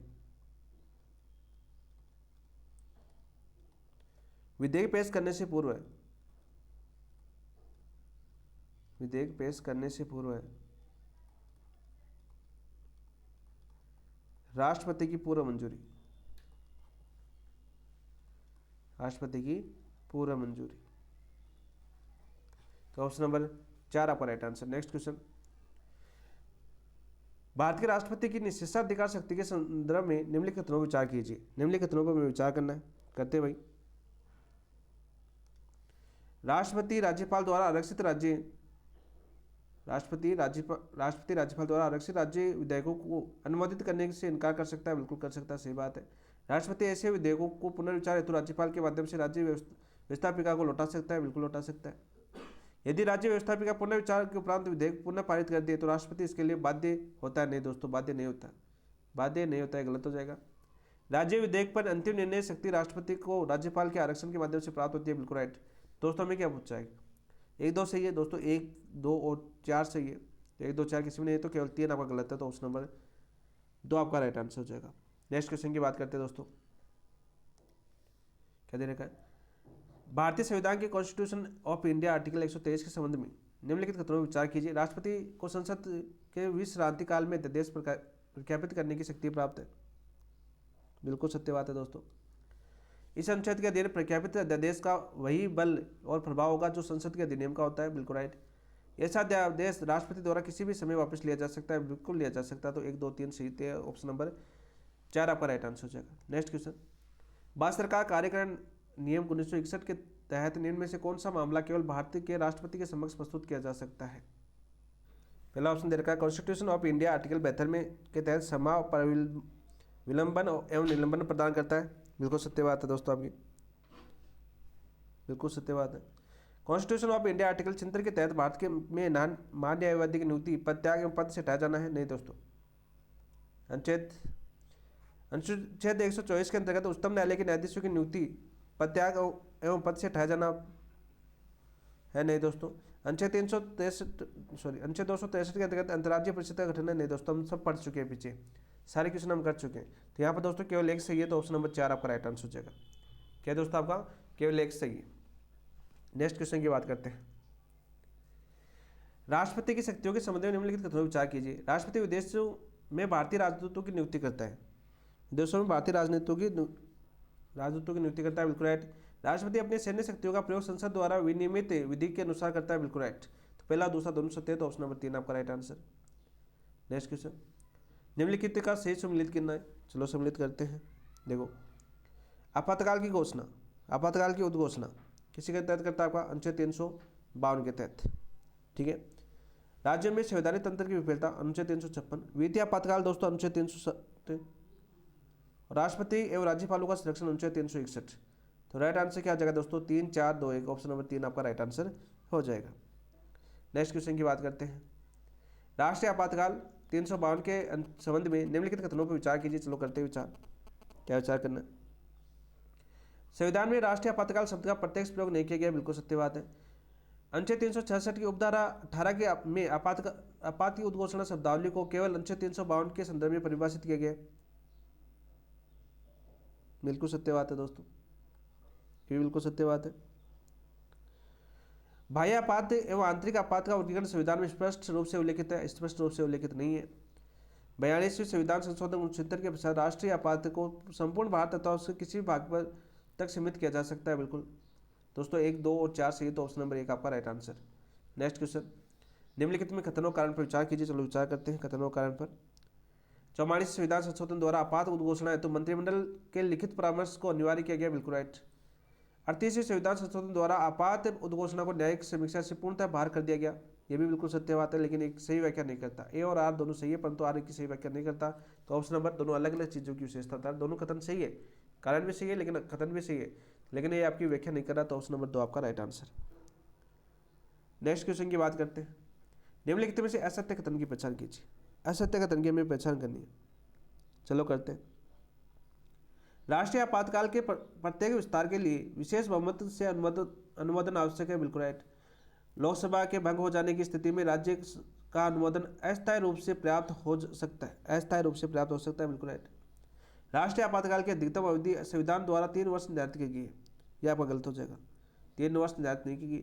44 संविधान संशोधन द्वारा अनुमोदन की अवधि 2 माह से घटाकर 1 माह कर दी गई, बिल्कुल सत्य है। पहले आपातकाल लगाना था तो आपकी संसद से 2 माह के अंदर अनुमति लेना जरूरी था, लेकिन वर्तमान में 1 माह के अंदर अनुमति कर दी गई थी। कौन संविधान संशोधन? 44 संविधान संशोधन 1978 के अंदर। तो हमें असत्य कथन देखना था, तो ऑप्शन नंबर 3 आपका असत्य कथन हो जाएगा, ठीक है। कितनी अंतिम अवधि कितनी निर्धारित की गई आपकी? 1 वर्ष, यानी अनिश्चित लगा जा सकता है। तो यहाँ पे याद करना दोस्तों, अधिकतम अवधि का कोई प्रावधान नहीं है, अधिकतम अवधि का कोई प्रावधान नहीं है।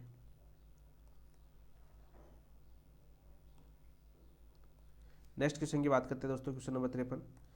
राष्ट्रीय आपातकाल के प्रभावों के संबंध में निम्नलिखित में से कौन असत्य कथन की पहचान कीजिए। फिर से हमें असत्य कथन की पहचान करनी। राज्य सरकारें कार्यपालिका के स्तर पर केंद्र सरकार के अधीन हो जाती है, बिल्कुल। राज्य सरकारें कार्यपालिका के स्तर पर केंद्र सरकार के अधीन हो जाती है, बिल्कुल सत्य बात है। राज्य सूची के विषयों पर संसद को विधि बनाने की शक्ति प्राप्त होती है, बिल्कुल राइट। संसद द्वारा राष्ट्रीय आपातकाल के दौरान बनाई गई विधियां आपातकाल की समाप्ति के 3 माह तक ही प्रभावी रहती है, ये गलत हो जाएगा दोस्तों, ठीक है। 3 माह तक की प्रभावित रहती है, ये आपका गलत हो जाएगा। राष्ट्रपति राज्य सूची के विषयों पर भी अध्यादेश जारी कर सकता है, बिल्कुल राइट। तो असत्य कथन कौन सा हो जाएगा? ऑप्शन नंबर 3 आपका असत्य कथन हो जाएगा। नेक्स्ट क्वेश्चन की बात करते हैं। अनुच्छेद रखा कॉन्स्टिट्यूशन ऑफ इंडिया आर्टिकल 358 एवं दोस्तों 359 के संबंध में निम्नलिखित कथनों पर विचार कीजिए। चलो विचार करते हैं। क्या दे रखा है विचार के अंदर?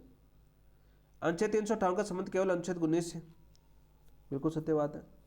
44 संविधान संशोधन 1978 के पश्चात अनुच्छेद 358 केवल युद्ध या बाह्य आक्रमण के आधार पर घोषित आपातकाल में ही प्रभावी होता है, बिल्कुल राइट। अनुच्छेद 359 के अंतर्गत मौलिक अधिकारों का निलंबन स्वतः हो जाता है, नहीं दोस्तों, मौलिक अधिकारों का निलंबन स्वतः नहीं होता, अलग से घोषणा करनी पड़ती है, अलग से घोषणा। 44 संविधान संशोधन द्वारा अनुच्छेद 20 और 21 को अनुच्छेद 359 के दायरे में से बाहर कर दिया गया, बिल्कुल राइट। तो 1 2 4 सही है, तो ऑप्शन नंबर 1 आपका राइट आंसर हो जाएगा। Next question. राष्ट्रीय आपातकाल 1962, 1971, 1975, 3 बार लगा ना अपना राष्ट्रीय आपातकाल। 1962, 1971, 1975 के संदर्भ में निम्न में से असत्य कथन पहचानी। 1962 का आपातकाल 1968 में समाप्त हुआ, बिल्कुल राइट। 1971 का आपातकाल 1975 के आपातकाल से पूर्व समाप्त हो चुका था, नहीं दोस्तों, ये गलत हो जाएगा आपका। 1975 का आपातकाल आंतरिक अशांति के आधार पर घोषित किया गया था, ठीक है, बिल्कुल राइट। 1971 से 1975 दोनों आपातकाल 21 मार्च 1977 को समाप्त हो गए, बिल्कुल राइट। तो ऑप्शन नंबर 2 आपका राइट आंसर। नेक्स्ट क्वेश्चन, अनुच्छेद दे रखा आपका 356 के संबंध में, तो विचार कीजिए। चलो विचार करते हैं 356 के संबंध में। संविधान में राष्ट्रपति शासन अथवा राज्य आपातकाल शब्दों का प्रत्यक्ष प्रयोग नहीं किया गया, बिल्कुल राइट। राज्यपाल के प्रतिवेदन के अतिरिक्त अन्य स्रोतों से प्राप्त सूचना के आधार पर भी राष्ट्रपति अनुच्छेद 356 लागू कर सकता है, बिल्कुल राइट। अनुच्छेद 355 अनुच्छेद 356 के प्रयोग का संवैधानिक आधार प्रदान करता है, बिल्कुल करता है। अनुच्छेद 365 के अंतर्गत राज्य द्वारा केंद्र के निर्देशों की अवहेलना स्वतः राष्ट्रपति शासन लागू कर देती है, नहीं दोस्तों। तो 1 2 3 नहीं सही, आपका राइट आंसर हो जाएगा ऑप्शन नंबर 1। नेक्स्ट क्वेश्चन की बात करते हैं, एक बार में सबसे लंबी अवधि तक 356 का प्रयोग किस राज्य में किया गया? राजस्थान, केरल, पंजाब, असम। तो राइट आंसर क्या हो जाएगा आपका? पंजाब के अंदर। राष्ट्रपति शासन सबसे ज्यादा किसमें लगा? आपका पंजाब के अंदर, लंबा। अनुच्छेद 356 के प्रयोग के संबंध में विचार कीजिए। देश में सर्वप्रथम राष्ट्रपति शासन का प्रयोग पंजाब में किया गया। कहां पर किया गया दोस्तों? आपके पंजाब में किया गया, बिल्कुल सत्य बात है। प्रथम आम चुनाव 1952 के पश्चात राष्ट्रपति शासन का प्रथम प्रयोग आंध्र प्रदेश में हुआ, बिल्कुल राइट। राष्ट्र जो आपके प्रथम आम चुनाव हो गए थे 1952 के पश्चात राष्ट्रपति शासन का प्रथम प्रयोग किसमें किया गया? आंध्र प्रदेश के अंदर। एक बार में सर्वाधिक अवधि राष्ट्रपति शासन लागू हुआ था किसमें? पंजाब के अंदर। सर्वाधिक बार राष्ट्रपति शासन का प्रयोग उत्तर प्रदेश में किया गया, किसमें? उत्तर प्रदेश के अंदर। तो 1 2 3 4 आपकी सभी सही है, तो ऑप्शन नंबर 4 आपका राइट आंसर हो जाएगा। नेक्स्ट क्वेश्चन की बात करते हैं, SR बम्बई वाद 1994 के संदर्भ में निम्नलिखित में से असत्य कथन को पहचानिए। अनुच्छेद 356 के तहत राष्ट्रपति को प्रदत्त शक्ति सशर्त आत्यंतिक नहीं, आत्यंतिक नहीं दोस्तों, बिल्कुल सत्य बात है। राष्ट्रपति शासन की उद्घोषणा राज्यपाल के प्रतिवेदन के अतिरिक्त अन्य सामग्री के आधार पर भी की जा सकती है, बिल्कुल। राष्ट्रपति शासन लागू होते ही राज्य विधानसभा स्वतः भंग मानी जाती है, गलत हो जाएगा, स्वतः भंग नहीं मानी जाती। पंथ निरपेक्षता संविधान के मूल ढांचे का हिस्सा है, बिल्कुल राइट। तो ऑप्शन नंबर 3 आपका असत्य हो जाएगा। असत्य पूछा है तो ऑप्शन नंबर 3। नेक्स्ट क्वेश्चन, वित्तीय आपातकाल के प्रभावों के संबंध में निम्नलिखित में से असत्य कथन का पहचान कीजिए। असत्य कथन की हमें पहचान करनी है। वित्तीय प्रभाव आपातकाल 360, 360 पहला कथन दे रखा है, संघ की कार्यपालिका शक्ति राज्यों को वित्तीय निर्देश देने तक विस्तृत की जाती है, बिल्कुल राइट। न्यायाधीशों सहित केंद्र और राज्य सेवकों के वेतन भत्तों में कटौती की जा सकती है, की जा सकती है। राज्य विधानमंडल द्वारा पारित प्रत्येक विधेयक पर राष्ट्रपति की अनुमति अनिवार्य की जाती है, नहीं दोस्तों। राज्य विधानमंडल द्वारा पारित धन विधेयक, वित्त विधेयक पर राष्ट्रपति की अनुमति आवश्यक हो सकती है, बिल्कुल हो सकती है। तो ऑप्शन नंबर 3 आपका केवल सत्य है। कौन सा? Option number 3। नेक्स्ट क्वेश्चन की बात करते हैं दोस्तों। नेक्स्ट क्वेश्चन क्या अपना, निम्नलिखित में से कौन सी राष्ट्रपति की सविवेकीय शक्तियां हैं? सविवेकीय शक्तियां हैं दोस्तों, बताओ। बहुमत दल के नेता को प्रधानमंत्री नियुक्त करना, ठीक है, प्रधानमंत्री नियुक्त करना, नहीं दोस्तों, सविवेकीय शक्तियों के अंदर नहीं है। संसद का अधिवेशन बुलाना, संसद का अधिवेशन बुलाना, ये भी आपकी सविवेकीय शक्ति नहीं है। किसी विधेयक को आपत्तियों सहित संसद से के पास वापस भेजना, किसी विधेयक को आपत्तियों सहित संसद के पास वापस भेजना, ये सविवेकीय शक्ति है, सविवेकीय शक्ति है दोस्तों। मंत्रिपरिषद के सदस्यों की नियुक्ति, ये सविवेकीय शक्ति नहीं है, प्रधानमंत्री सलाह पर करता है। राज्यपाल द्वारा भेजे गए विधेयक पर स्वीकृति देना, नहीं दोस्तों, ये भी सविवेकीय शक्ति नहीं है। किसी विधेयक को रोक कर रखना, ये दोस्तों सविवेकीय शक्ति है। किसी विषय से संबंधित जानकारी के लिए प्रधानमंत्री को कहना, बिल्कुल, ये भी आपका सविवेकीय शक्ति है। मंत्रिपरिषद के परामर्श पर पुनर्विचार हेतु करना, ये भी आपकी सविवेकीय शक्ति है। तो राइट आंसर क्या जगह 3 6 7 8, तो ऑप्शन नंबर 4 आपका राइट आंसर हो जाएगा। नेक्स्ट, सम्मिलित करना है दोस्तों, सम्मिलित करते हैं। राजेंद्र प्रसाद दोस्तों 2 कार्यकाल के लिए निर्वाचित हुए थे, तो पहला 3 में हो जाएगा। जाकिर हुसैन की बात करें दोस्तों, आपके पद के दौरान आपकी मृत्यु होने वाले प्रथम राष्ट्रपति बने।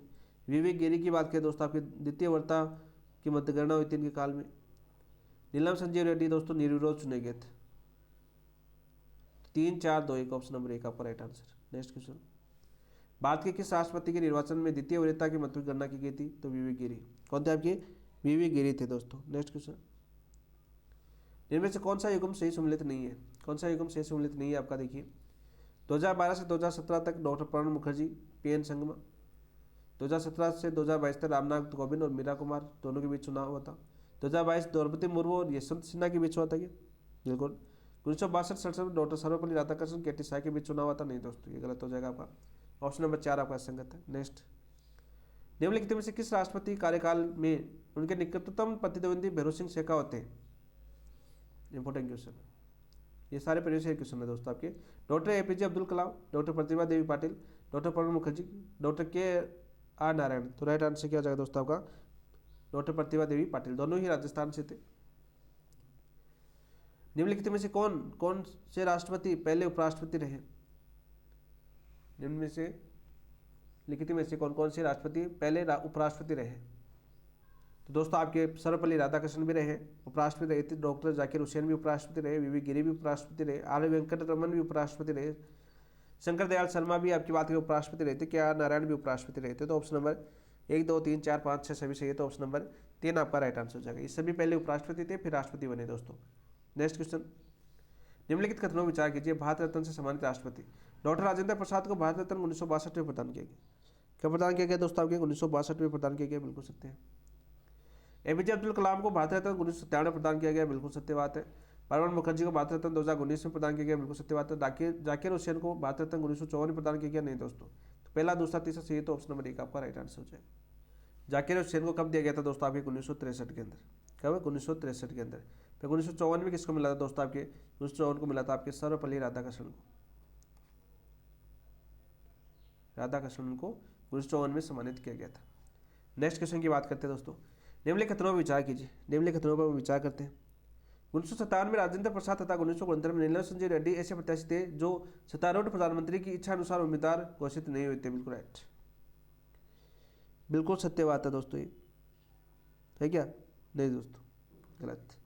नीलम संजय रेड्डी, ज्ञानी जेल सिंह एवं शंकर दयाल शर्मा राष्ट्रपति बनने से पूर्व मुख्यमंत्री रह चुके थे, बिल्कुल राइट।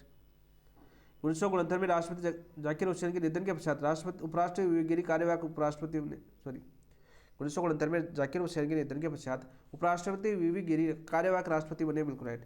तो दोस्तों दूसरा और तीसरा सही। तो ऑप्शन नंबर 2 आपका राइट आंसर हो जाएगा। क्या जगह? ऑप्शन नंबर 2 आपका राइट आंसर हो जाएगा। नेक्स्ट क्वेश्चन, 1969 के राष्ट्रपति चुनाव के संदर्भ में निम्नलिखित कथनों पर विचार कीजिए। चलो करते हैं। यह चुनाव नीलम संजय रेड्डी और वीवी गिरी के बीच मध्य हुआ। किनके बीच? नीलम संजय रेड्डी और वीवी गिरी के बीच हुआ, बिल्कुल राइट, बिल्कुल सत्य बात है। नीलम संजय रेड्डी ने लोकसभा अध्यक्ष पद से त्यागपत्र देकर चुनाव लड़ा था, बिल्कुल राइट। इस चुनाव में अंतरात्मा की आवाज़ पर मतदान करने की अपील की गई थी इंदिरा गांधी द्वारा, बिल्कुल राइट। राष्ट्रपति का निर्वाचन द्वितीय वरीयता के आधार पर हुआ था, बिल्कुल राइट। तो राइट आंसर क्या जगह? 1, 2, 3, 4 आपका राइट आंसर। और वीवी गिरी इस चुनाव में जीते गए थे। नेक्स्ट क्वेश्चन, निम्नलिखित कथनों पर विचार कीजिए। प्रतिभा पाटिल के संदर्भ में क्वेश्चन पूछा गया आपका। प्रतिभा देवी पाटिल का कार्यकाल 25 जुलाई 2007 से 25 जुलाई 2012 तक था, बिल्कुल सही बात है। वे राष्ट्रपति बनने से पूर्व राजस्थान की राज्यपाल रह चुकी थी। नहीं, राज्यपाल रह नहीं थी उस समय, राज्यपाल थी। राज्यपाल पद से त्यागपत्र देकर राष्ट्रपति बनी। यह लाइन बहुत बार आपके क्वेश्चन पूछे जा चुका। वे भारत की प्रथम महिला राष्ट्रपति थी, बिल्कुल राइट। वे राष्ट्रपति पद का चुनाव लड़ने वाली पहली महिला थी, नहीं दोस्तों, पहली महिला तो 1952 में लड़ चुकी थी, ठीक है, कृष्णा कुमार, देखा था ना हमने अभी। तो 1 और 3 से ये तो ऑप्शन नंबर 3 आपका राइट आंसर हो जाएगा।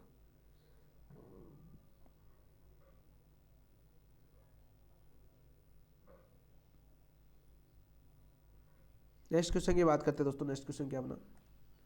प्रणब मुखर्जी के संबंध में कथन विचार कीजिए। चलो करते हैं। उनका कार्यकाल 25 जुलाई 2012 से 25 जुलाई 2017 तक